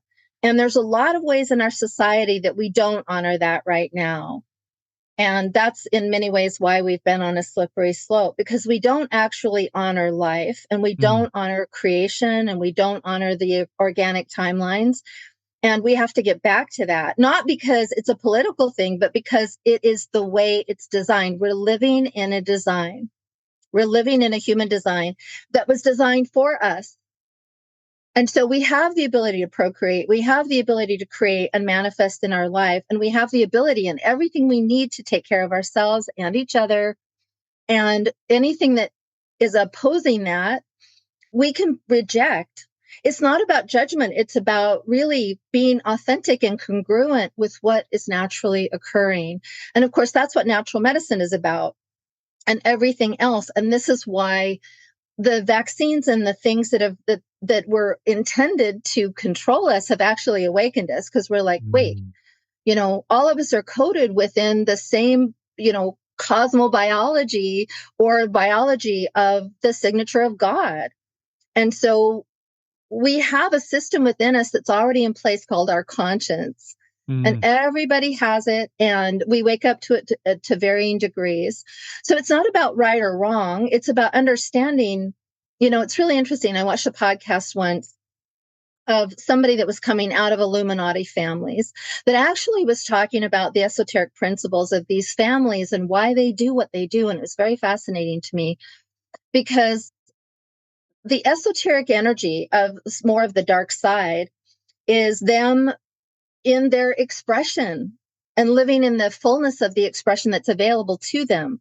So they don't, those entities and those collaborations don't see it as bad or wrong. They're simply an expression. And that's up to every person. That's why we have free will.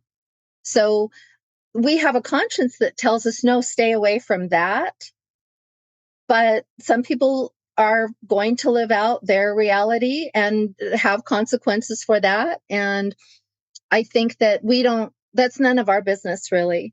We're responsible for ourselves. And that's where I feel the change comes from, is when we heal, when we forgive, when we move on, when we can be in the hope and the creation and the optimism, that's what we create in the world. And it's just a matter of time. I think that these things have we've created a polarity. We've created a polarity of light and dark, and we see it even in our sun and moon. We have a light and a dark. It's part of the process. So it's a matter of choice and what we choose to do with that type of energy. And we can reject it. That's called a boundary. Yeah. I think I'm in agreement with that, in that the way I've come to understand it is, or the way that I've come to believe it, rather, I can't prove this, is that the one true God's law is written on all of our hearts. Now, we have varying layers of conditioning laid upon the top of that law that is written on our hearts by God, but all of us know deep down inside of us the difference between something that is fundamentally destructive versus something that is helping to aid in God's nature, which is creation. Yeah. Right. And yes, there are elements of what could be perceived as destruction, like when a tree falls in the woods, a bunch of microbes and fungi and things appear to help decompose that, but it's to help ultimately come back into the circle of creation. And I think that is written on our hearts. That's why when we see, for example, a video of someone being murdered by someone else, we naturally cringe at seeing that. Or if we see a video of someone in tremendous amounts of pain, we start taking on those characteristics ourselves. And I think it's because we have that written on our hearts. It is fundamentally a part of our biology on a soul level. And I think that what you're referring to, correct me if I'm wrong, is us coming back into full alignment with that, to where we have the total understanding outside of any religious or prescriptive sort of dogmatic thou shalt not. It's that it's already written inside of our being. It's fundamentally a part of who we are, and we're going to be moving about sort of in alignment with that naturally. Yeah, I mean, there's a oneness. You're really, in a way, describing what oneness is, and the oneness that we feel with each other, and the oneness that we feel with the organic timeline. Where there's a barrier and where there's a stop, just energetically, is when a person is harming another. You know, there's free will to do whatever you want to your own body and your own life and your own experience. But the minute you cross that line and you take away the free agency of another, that's where the line stops. So the oneness includes that ability to stop another person from harming another person, because we're all connected. So we have compassion for the person that wants to harm, but we have even as much or more compassion for the person that was attempting to be harmed, right? The person that was going to be harmed, because it's our job to protect that. And that's why I think, for me, when I really started getting in trouble on the internet was when I started talking about the kids and the children and all the stuff that Hollywood is hiding and all the stuff that the darkness hides. And it was a really deep, dark hole. And I got a lot of censorship around that. But it just goes to show the depth of the depravity that we experience, because there's so much even underground that we refuse to see or refuse to deal with. And it's all coming to light, which things that I thought were maybe going to happen in 2020 are starting to happen now. It's going to be interesting to see actually how this unfolds. But children are a good example of where we're at in society and how we treat them and what happens with them. And it tells you pretty much everything we need to know about how we're approaching things. But I do believe that we are in a sense of oneness with each other, that same energy as God written on our heart. We all have those same desires. I think there's a lot of pain in the world. And by healing our own and addressing our own traumas and pains in the ways that we do, I think brings more cohesion, not only to us, but opens up pathways for healing for other people that we never thought would heal, right? Mm-hmm. So I think there's a lot of miracles that are happening, a lot of hearts that are being changed, and we can just focus on what we're doing and what's in our immediate life, and, you know, stay connected as much as we can to ourselves and each other, because really just the dark stuff is really just self-hatred showing itself to you. That's it. It's just showing how we're separated from ourselves and in hatred of ourselves. That's all it is. Yeah. I shared this in a recent episode. By the time this comes out, that one will have come out as well, with Dr. Moshe, that by me focusing on healing myself and focusing on, let's say, rather than trying to get revenge or some form of redemption, or even get an individual who had wronged me to apologize, but me coming into genuine forgiveness, which required that I work through all of the emotions, the anger, the rage, the guilt, the shame, to get to a genuine place of forgiveness.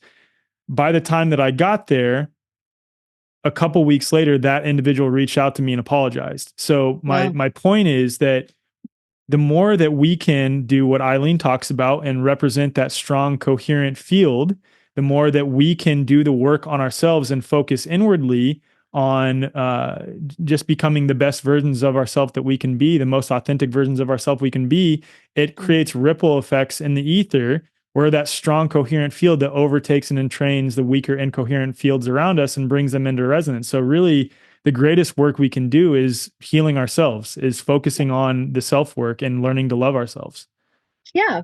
I mean, it's really true that you be the change you want to see in the world. And it occurs. And I believe that it's a ripple effect. You know, what I really noticed and what I work with others and teach people is that a lot of people freak out about, you know, saturation in their field or the thing that they want to step into that's their purpose, and they worry about that. And what I've noticed is that you carry your own energetic frequency that sends out, emits frequency and energy that pulls people in. It pulls people to you that are especially aligned with what you have to say and what you share.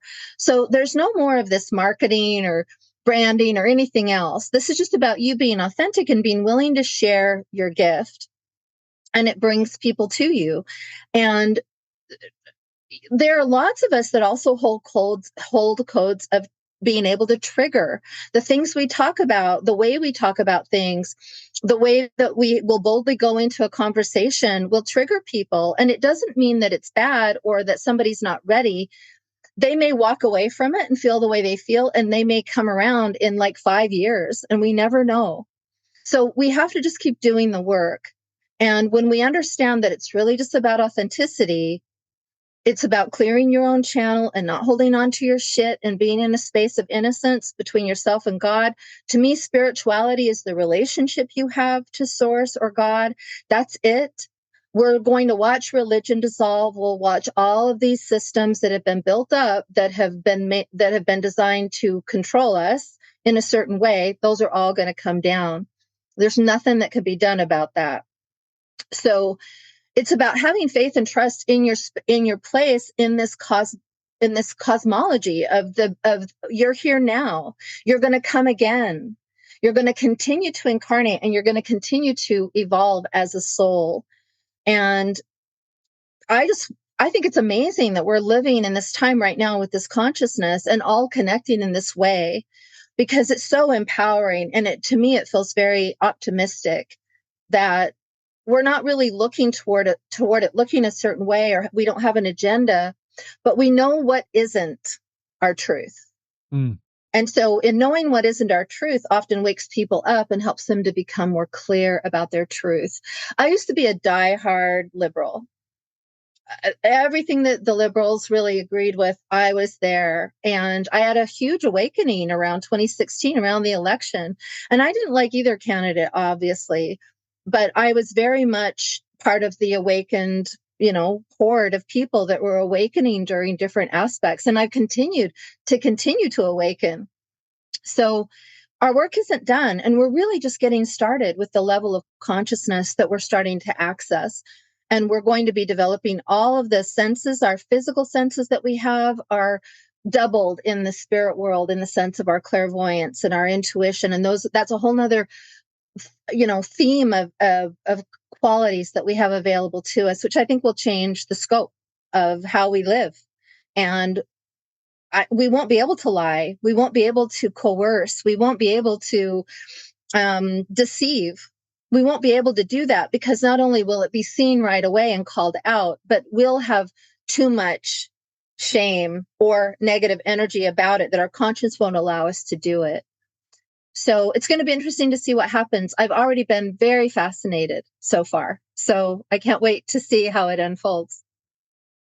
Amazing. Yeah, I've shared this before on a number of episodes, but I've witnessed two different sets of kids, and I know the parents very well, reading blindfolded. So I know that we all have these abilities inside of us that are just waiting to be unlocked. And it's a fundamental aspect of who we are as human beings. At least that's the way that I perceive it. And it's like a remembering process that we're in right now, remembering who we truly are, what we truly are, what we're truly capable of. How can knowing the positions of the celestial bodies and knowing your chart help sort of enhance that self-knowledge, especially as we move into more of this healing response collectively? Well, you want to have a good reader. You want to have somebody that can actually give you some really deep knowledge that you don't already have. Western astrology is very superficially based.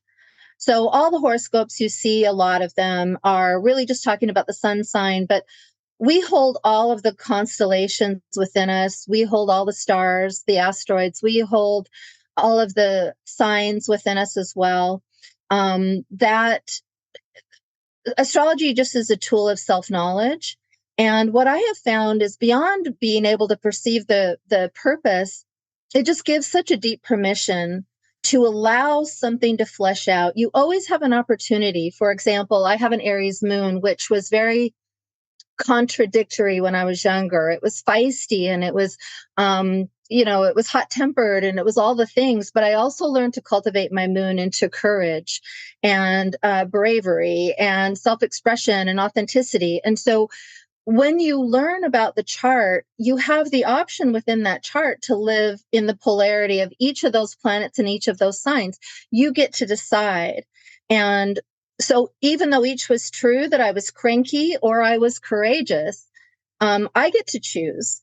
And I'm much happier in an adventurous, pioneering type of spirit because that was latent in me, but I wasn't giving it credit. So when you blend self-love with really just the self-knowledge that astrology brings, it helps you to find your authentic core so that you can say, yes, I feel this. This is me. It's okay that I express this. What are the highest versions of expression that I can find with this Pluto placement or Saturn placement? And I find traditional astrology to be pretty negative. So finding the right astrologer that can really look at the quantum energy available in the chart is helpful because it will guide you to yourself that you haven't met yet, if that makes sense. Yeah, it totally makes sense. And I want to circle back on this. I know we touched on it a little bit, but I want to recontextualize it for the individual. How do you look at your chart as this sort of guiding element, but not how do you refrain, like do that while also refraining from using it as an authoritative thing that like, oh shoot, I know that this thing is coming in 3 months and that must mean I'm screwed no matter what. Sure. Well, astrology is just like anything else, religion or anything, the New Age movement or anything. If you become too dependent on it to tell you what it is, you want to use astrology and your own chart to use your own discernment for what's right and what's wrong and what works for you. So you have to be the determiner of when you become obsessed with a certain reader or a certain, like, for example, if a person is really waking up and they're learning about all of this and they're looking at tarot readers and they're looking at astrologers and they're all saying different things, or they want to have a relationship. And so they're looking and they're going to find those readers are going to tell them, oh, that's going to happen this month. Then when it doesn't happen, they're disappointed. So you've got to use your discernment like you do with anything else. Astrology is a tool. It's a guide. It offers opportunities. It's not going to give you absolutes. So what astrology is when you hear people give a prediction or what sounds like a prediction, they're basically telling you the energy that's available to you to use. And then you get to decide how you use that. And if you want to stay home, for the eclipse and just hide under your covers and just kind of lay low, you can do that. Or you can go out and experience it. And you're going to live the consequences of the actions that you take. So it's never good. And noticing that you're involved with relying too much on astrology or tarot or anything else or channeling is just a simple detriment. It's one of the steps that you have to take to pull the energy back into authenticity. Because the thing about channeling or relying on people like myself for your own navigation is that you're still going to end up in the place that you are right now. You're not going to be any farther ahead. You've got to move out of, you want to take it with a grain of salt. You want to take what resonates and leave what doesn't. And you want to really pay attention to what's going on in your own life and how you feel. People often are very dismissive of their intuition. And a lot of times the intuitive is going to be connected to the chart. So the intuition is going to lead you to the higher response. And if you doubt yourself, if you're in indecision, then you're a little bit in trouble because you're not listening. So it's a wonderful tool, but it's not the only tool. And you certainly don't want to create a dependence upon it. It's nice as an astrologer to know what's going on. It's nice to be able to even read and perceive it for other people and to use my platform for that. But everybody has a choice and a chance to create their own reality. So any astrologer out there is just going to tell you what the opportunity is in the moment. And if you get too bogged down in it, astrology is a system of cycles upon cycles. And so you can get too bogged down in the Mercury retrograde and the eclipse and the this and then that. You've got to take what resonates and let it go, and also see astrology as something that's happening as like a symphony of energy that's available. And some things you'll tune into and some things you won't. And you don't need to worry about the rest. You're not ever going to miss it. You're not going to miss your own expansion, your own joy, your own connections, your own love and life. You're just not going to miss it. But you might if you're playing small and you don't trust yourself and you're not taking risks, because I think all of us, including you, have taken risks to get where we are, and we wouldn't be where we are without it. So we have to develop ourselves enough. The astrology can help us to be in that self-acceptance, but you don't want to create a dependence on it with anything. I don't care what it is, especially in the spiritual community. We're part of the ascension, and part of that authenticity is to learn to follow your own inner guidance. So I think even the spiritual community will struggle a little bit, the people that channel and the people that read and the people that give information, because there won't be as much dependence on these things as there is now. But that's a good thing, because that means we're just relying more on our own self-direction. Amen. Well said. Well said. So when it comes to something like Mercury being in retrograde, it's not that, oh crap, I can't do anything with technology that day because it's just going to mess up for sure. It's more like, hey, Mercury's in retrograde, so this presents an opportunity, or like an increased likelihood that this may occur. So I just need to have a little bit of awareness around that. Or maybe this other planet is now in this house, and for my chart specifically, that means I'm more prone to being tired at this point in time. So it's just knowing that if I am tired, this is why, but it's just presenting an opportunity. Again, it's not authoritative. It's not prescriptive. It's not definitive. It's that this is an opportunity for this type of energy to be a little bit heightened at this point in time. Correct. Yes. And we have Mercury retrogrades 3 to 4 times a year. Retrogrades of any planet are always a review. So you're generally reviewing something that you've already thought about or something that's already come forward in your consciousness. I work with a lot of people that seek me out when they've got big transits happening, and they don't know that. They learn about that in the session, but you're already responding to the planets, whether you know it or not. So to me, the way that I look at planets are a reflection of our experience. So the planets aren't dictating what's going on with us. We still have that choice. The planets are showing us the channels of opportunity that we have. So I tend to be very, very forward thinking and very optimistic in all the readings that I give, because that's obviously the option that you also have. And that's a higher timeline. When you're choosing to be optimistic and see the good in things, for example, one thing that's very helpful, people tend to be negative in nature. You know, they're worried, they're fearful, they're afraid, they're doubting. But when you focus instead on what's working, on what you've created, on what's already been created by you, of your successes, we often don't go in that direction. And the equal is true. For as much negative as we can find, we can also find what's working and our progress.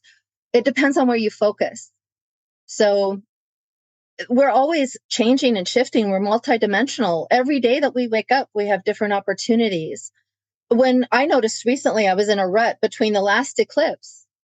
So you and I had a plan to meet in April, and the eclipse came in and completely just sort of dismantled my world. And it took me a while to get back on track, and here I am. And all of this is happening between these two eclipses. sometimes things that look like disasters are gifts. They're removing something that needs to be resolved. And the more we hang on and the more that we, sometimes we don't have a clear vision. And so the universe kind of dismantles things for us. It's about cultivating faith and trust that you're here for a bigger purpose, a bigger reason. And always, the thing that shifted for me was I had to get my mindset right. I had to believe in myself again. I had to stop looking at what I'd lost and start looking forward. And then I noticed I was able to manifest again. And I think we all have challenges like that. We're not special in the sense that we have it harder than someone else. We all have challenges. Right. It's about how we approach them and how much we either close ourselves off to it or open ourselves up. What I've learned in self-love is that it's okay to be closed off for a while. It's okay to be in a funk. It's okay to not know. It's okay to be stuck. Because when you're not resistant to being stuck, the energy is still moving, and eventually you're going to come to more clarity about it. Shilajit is one of the world's most popular superfoods. It's loaded with over 40 trace minerals, fulvic and humid acids, antioxidants, and more. It's a resin or tar-like substance that seeps out of the rocks of the Himalayas at extremely high altitudes, formed from centuries worth of decomposing plant matter and microbial activity, distilled by pure rainwater and pressurized by tons of mountainous rock. In a way, you could say it's kind of like the lifeblood of the earth itself, and we can use it to enhance our daily lives by absorbing its power into our body cells. However, if you've tried Shilajit in the past, you know it's true when I say it does not taste good. And that almost seems like an understatement. Some people say it's like licking an old used ashtray, and some people get a little more descriptive than that. Let your imagination run wild. It's pretty bad. But one thing is for certain. I've tried tons of Shilajit products, and no one has ever been able to cover the flavor, let alone make it taste good, until now. My friends at Organifi just released these new Shilajit gummies, and they actually taste good. They deliver 250 milligrams per serving of pure Himalayan Shilajit.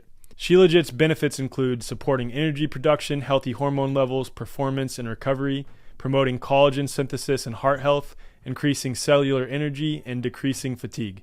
Shilajit has become super trendy in the superfoods and holistic health world for obvious reasons, and people have long been desperate for a solution to the flavor problem. That's why in the few months since Organifi released these, they've already sold out several times. Visit Organifi.com/TWF. That's ORGANIFI.com/TWF, or just head to the show notes. Take a look at their whole collection, and when you go to checkout, use promo code TWF. That code is going to give you a 20% discount on all of their products, and they have a lot of amazing products other than their Shilajit gummies. Find out how these superfoods can help you on your health journey today with Organifi. Right. And then you recognize it for the catalyst that it is. It's an opportunity for transmutation. You just have to reorient yourself and see it that way. Yeah. And I thought it was interesting that we couldn't connect at the time, but then we're connecting today also on this eclipse, which is quite remarkable because I don't think that was really planned. And so I love that kind of timing. It happens everywhere. The synchronicities, the timing. Yeah. The more we experience those things, the more we realize that we are more powerful than we know. And we're very much connected to the natural world. And it's really about paying attention to that. And it's hard because everything is so distracting. But when you live from that way, from that place of synchronicity and the encounters, like yours and my encounter, very, very humble, innocent beginnings, and then look at what it's brought. So we don't ever know in the moment the potential that we're in. And we want to keep our hearts open to that and find ways that we can love and ways that we can stay connected, while giving yourself permission to also give yourself what you need. So I'm finding a lot of healing just through that, just through self-affirmation and self-love. That's how I healed myself more than anything else, was I just needed to be in self-acceptance, and it cleared so much out of my space. So I do believe in self-healing, and I do believe that we can do much of the work ourselves. I feel like we'll move more and more into more of the self-sufficiency and less dependence on other people, especially for our spirituality. Beautifully said. Totally agree, especially with the understanding that we're water-based beings, and the more that our thoughts and feelings are in alignment regarding what we want, who we want to be, the type of individual that we want to embody, we're actually helping to reorient or bring into coherence the waters of our bodies to help facilitate that co-creative experience of, what we want to see in this realm. It's really pretty incredible, especially harkening back to the work of Gerald Pollack, Gilbert Ling, Veda Austin, Masaru Emoto. They've demonstrated this in a very, I guess you could say, scientific, repeatable, observable sense that this is not woo-woo. This is absolutely real. And because we're water-based beings, we should be very mindful of the thoughts and feelings that we're having, but also on the flip side of that, we don't want to stuff down when we're experiencing bouts of shame, of guilt, of rage, of anger. We want to move through them, let those feelings move through us authentically, because you can't lie to the waters of your body. You have to be in alignment in your thoughts and feelings and tell it the truth. So it requires that you feel those feelings to completion, and then once you've gotten to that point, orient your thoughts and feelings to create a more harmonious experience. I have a question for you related to my chart reading. And so you just said a little bit ago, when someone is giving you a reading, really be mindful of taking what resonates and leaving what doesn't. And for me, when you were bringing up the notion that I would be speaking publicly, that I would have a platform, that I would be helping people learn to heal themselves, et cetera, et cetera. If I remember correctly, at the time, that did not really resonate with me. So my question is, because that ended up coming to fruition, how much of your readings involve just looking at someone's chart objectively, as you have learned what different signs mean and what different celestial bodies in certain houses mean, versus your intuition of that individual and feeling into their energy as it relates to their chart? Well, I remember our session, and astrology or tarot cards, either one of them are divination tools for a reason. And this is why people feel like it opens up demonic energy, and that demonic energy then takes you over, like you don't have control of that or something. Part of the reason is because you have a symbology and archetypal energy in front of you. And because you're in a situation where you've got a person like yourself who's agreeing to be read by me, it opens up a channel for me to give any information to you that you need. So it's one of the things that I've learned as a reader is that when I get a really strong impulse of something that I need to talk about, I'm going to do that.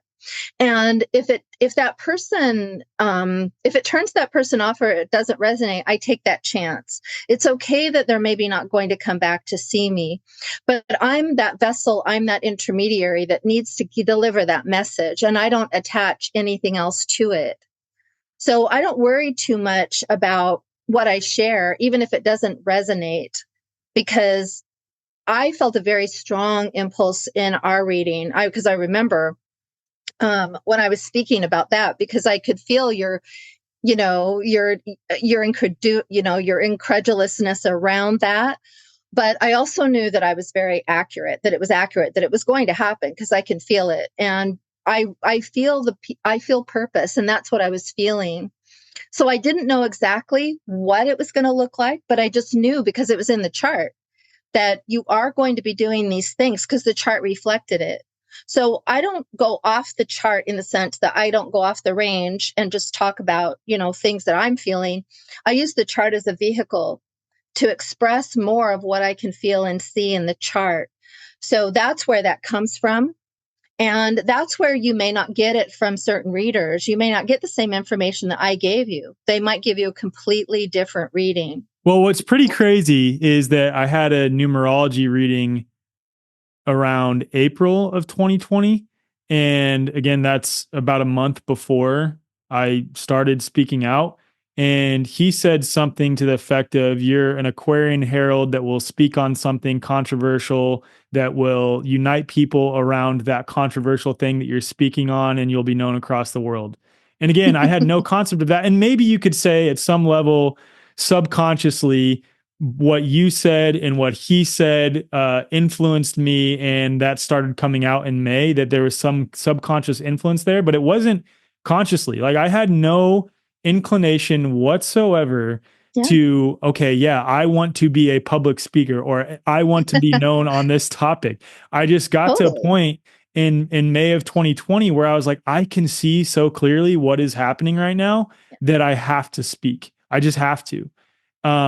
And that's what I started to do. And then coming full circle after a few months, that's when I contacted you again sometime in, I think, mid 2021 when I was first deleted. So about a year and a half after our first session.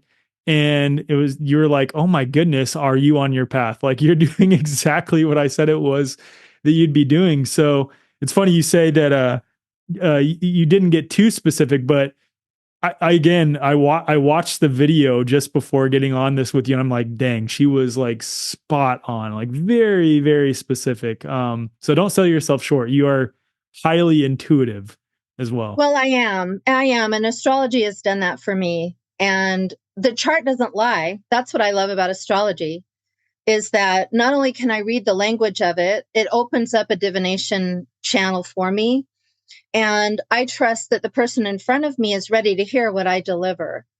So whether it anchors a year from now or 10 years from now or whatever it is, I am the intermediary of that. So it is about skill, and it's also about trusting the intuitive energy that comes through. Because when you agree to work with me and we've got that agreement together, the channel opens up. And so it drops it in, and I'm not responsible for that.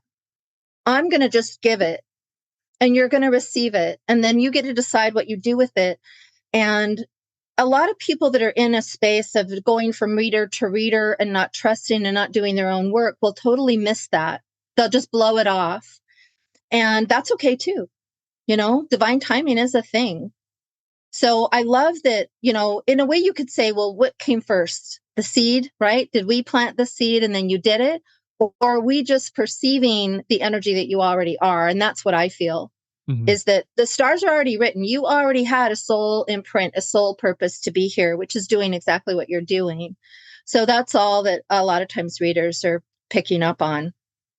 And that I remember that Aquarius energy very strong in your chart, which is about community and being the rebel. So the basic things, it doesn't take much to become a good astrologer. You just have to really be dedicated, because really with astrology, you're really working with archetypes and symbology. And so it does take a certain type of mind to suss that out and to create narratives and to be able to bring it forward. And that doesn't necessarily come automatically. You have to practice that. I've had a lot of practice. But I am just the vessel. I really am just the oracle. Truly. I'm the oracle of your soul. I am going to tell you what the chart says, because I want you to believe in yourself and what the chart shows, because you can be a lot of things. What I notice with astrology is a lot of people that come to me that are getting ready to make big changes in their lives, they haven't wasted their life. They've done things that have been building to get them to the point that they're now going to step into purpose. So there's never wasted effort, ever. Ever, ever, ever. And I'm sure that your military experience is helping you now. Absolutely. Absolutely. So none of it's wasted. Even if we're not living our true purpose at a time, we're in the stepping stone of it. And I know there's more for you than even I've described for you or given you. So there's so much more that's coming. And I love to talk about it because it's very mystical. We can't really put our fingers on how it works. All we know is that it works. And astrology really just taps into that natural order of things and just helps us to live in the divine timing, that we're not pushing so much. We want to control. One thing that you said about the water was really interesting. And I feel like I've noticed this with empaths. So empaths, when you're empathic, you feel through the water of your body. And so empaths get very enmeshed because they can feel the energy of another person. They think it's theirs. And they will make adjustments to make the other person more comfortable while they're uncomfortable. When we start to come out of it and we realize and we accept our empathic state, so much comes through the water of the body. And empaths need a lot of help understanding how that energy works in their system, because it's very subtle. I find empathy to be the most subtle of all the other intuitional channels. Makes sense, because you're having to clarify whether it's yours or someone else's. Yes. And a lot of times you don't know. Yeah. You think that person's anger, you can sense it and you can feel it, and you think it's about you. So you're going to hide, you're going to pull back, you're going to make the adjustment. So empaths are always in micro adjustments. And empaths do much better if they just stay stable in their own energy and then perceive. But the subtle energy, the water of the body, is very subtle. And sometimes empaths have to learn what that feels like, because we override it very easily. So what empaths will feel most is also a very Piscean water energy, is doubt. So doubt and intuition go together. They're always connected. So when you feel the energy of doubt, what you're doing is overriding your intuition. That's all you need to know about doubt. It's not real. You've already been given an intuitive hit that you're doubting, and that's why doubt exists. So empathy and the waters that you described, I think there's a lot more there. I think there's a lot more that we're going into there. And empaths, which is most of the people I work with, and you as well, have to relearn, because society doesn't teach us these things about ourselves. That's how we become more intelligent, is understanding that we can perceive on so many different levels that we haven't been taught. Absolutely. And we all have those capabilities. That's the incredible thing to And that's the only thing that I've tapped into as an astrologer, right? It's just beyond my ability to read the language. I'm also just tapping into the person, to their chart, to the forward focus that I can see. So it's just, it's definitely a skill, but we all have our things that we do that are just as important. And I find that we're just varied. Many of us that are healers, that seek out healing modalities, are getting ready to shift and innovate our own methods and our own ways of doing things. We're going to see that a lot more. We're going to see a dissolving of gatekeeping and people that are hiding and hoarding spiritual energy and spiritual knowledge. That's going to end. So there will be an end to that kind of thing. And all of this information will be more available to us, I think. Amazing. As a second to last question, just because I'm curious, because I've found your reading of my chart to be incredibly accurate, especially in hindsight. What are some of the dates that you have forecasted, or like the date ranges for the next 5 to 6 years, that we can expect certain types of things or certain energies to come into play? One of the most important transitions that's coming up, and that will last between like 2025, 26, is going to be the conjunction of Neptune and Saturn entering Aries. That's going to be huge. We're all going to feel that. We have Pluto. Well, it's interesting because there's so many things and so many dates that I could give you. Those are the biggest. Those are the ones that are the most recent. Those are the things that are shifting before 2027. Is all you want to really keep your eye on the outer planets and how they're shifting, because they're all at this 29 degrees. So Neptune itself is at the very last degree of the entire zodiac. And when it shifts into Aries, it's also going to retrograde back into Pisces a little bit.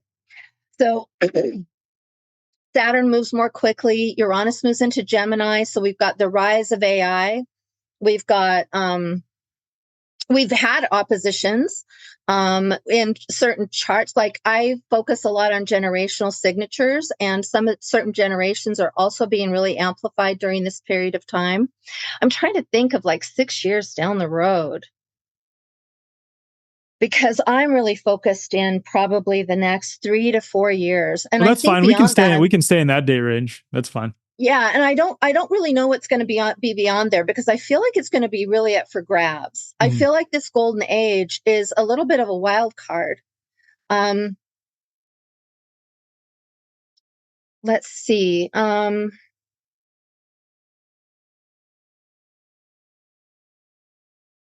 Yeah, there's one thing that comes to mind is the way that the planets are going to be hitting positions that have already occurred. Like, for example, we've got Uranus right now, right on Medusa, right on Medusa's head. We've got Uranus on Algol. It's been here for a while.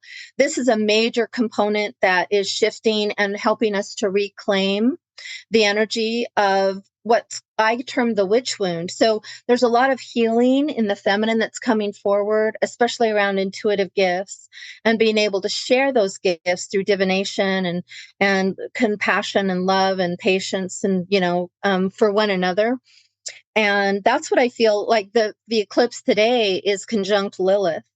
So we've got a lot of components that are deeply wounded, fearful feminine energies that are being amplified right now. So I'm expecting to see over the next few years the reclaiming of some of those gifts. When we're talking about the witch wound and Medusa and Lilith, we're talking about the patriarchy. We're really talking about the ways that the crusades and the hunting of the witches and the organic timelines were disrupted. So that's what I feel is coming back the most. And that's the feminine energy. So you want to keep an eye on Chiron as it moves into Taurus, which will happen in 2026, because that's where Uranus has been. And that's where Medusa is. So we're going to see a lot of healing, and we're going to see a growth and an expansion into natural therapies and plant medicine and earth medicine and all of that. Chiron is going to be connecting us in a very strong way with all of the Earth's potential that we have. It also is going to call forth healers, because Chiron in Taurus, people that have Chiron in the sign of Taurus are natural healers, and they use sound healing, they use medicinals, they use hands-on touch, birthing, midwifery, all the stuff. So I think we're going to see a rise of healers quite specifically when Chiron enters Taurus. Chiron has been in Aries, so we're going to watch Saturn and Neptune hit all of those points. So Chiron, as it had been in Aries, and this is where the nodes are right now. Chiron in Aries is helping us to heal our self-concept. It's healing that authenticity. It's why we've seen such a surge of self-love and authenticity, because Chiron's been supporting that. Neptune is the higher self, with Saturn bringing in the manifestation of the embodiment that you've learned through that reclaiming of your self-authority. So bigger timelines here. And when you combine that with what Chiron is doing and what Gemini is doing, and the ability to Gemini or Uranus in Gemini is really beautiful, because it's bringing the qualities that you have, Alec, the energies of conversation, communication, being the firebrand, being the outlier, being the one that's being controversial, shaking things up, being a trigger. We're going to have much more support for that. We're also going to see a rise of AI. So we're going to have this duality that's going that we're going to experience with Uranus here, because AI and science and all the things that Uranus represents is going to go in one faction. And then those of us on an organic timeline are going to be speaking the truth. And that's going to be interesting to see, because I don't think AI is inherently bad, but we're going to have to continuing to discern what's truth based on what we see. The vaccine was a really good example of watching it play out. We got the advantage of watching it play out. We saw the coercion, we saw the bullying, we saw the manipulation, we saw people leaning into it and doing it. And then we see the results of it. And people are still in, a little bit of a deception about it. Not everybody, but a lot still are. It's not our worry. This is not our concern. Everyone is on their own path for their own reason. So the discernment when Uranus hits Gemini is going to be pretty high, because we're going to go into a lot of curiosity, and if you're curious, if you're intellectually curious, you're going to be asking some questions. So Uranus is going to bring the truth, and people are going to have receipts for what they talk about. It's not just going to be pie in the sky and trust it because it's science. Science is subjective and manipulated. So I think that is going to be an area that we're going to see more development. conversation, really bringing our authentic self to the energy of that duality, not taking sides, seeing a higher perspective. So I think Uranus entering Gemini is going to be amazing, absolutely amazing. Pluto in Aquarius already is gone there. So Pluto moving into Aquarius really opened the gates. We're closing the Pisces era. We're closing that generation, or that, what am I trying to say, that age. And this was the rise of religion. This was all of the Greek stuff, the Roman stuff, all of the masculine energy that arose through those religions, and all the Abrahamic religions, all of it. It's all coming apart. So Pluto moving into Aquarius. Aquarius is such a, we've got two planets. We'll have two planets. We'll have Pluto and Uranus, both agents of change in air signs. So the communication is going to shift. The narratives are going to shift. The self-authority is going to be large, because Pluto in Aquarius literally is the energy of empowerment of the authentic self. So there's no way around it. And this is why I believe that we're seeing a lot of panic on the other side, because they know they can't plug up the dam any longer. It's unleashed. So it will become more of a dichotomy, and that will in itself wake people up, like it has. Mm-hmm. So, yeah, those are it. And Aries again. So Aries, Aquarius, very strong identifiers, very strong masculine energies of identity. The biggest thing that I see that we're going to be shifting is our mindset, our limited beliefs, our limited thinking. Those of us on a certain trajectory are going to start manifesting in really big ways. And it will be a natural expression, because that's the organic timeline.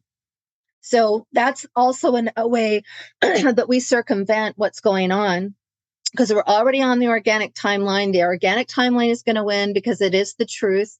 So if you stay on that organic timeline, it's going to carry you through it, so that all things are revealed, which is ultimately, I think, what will happen. Beautifully said. I resonate with that so much, especially on the organic versus the sort of inorganic, mechanistic sort of bifurcation that we already see happening, right?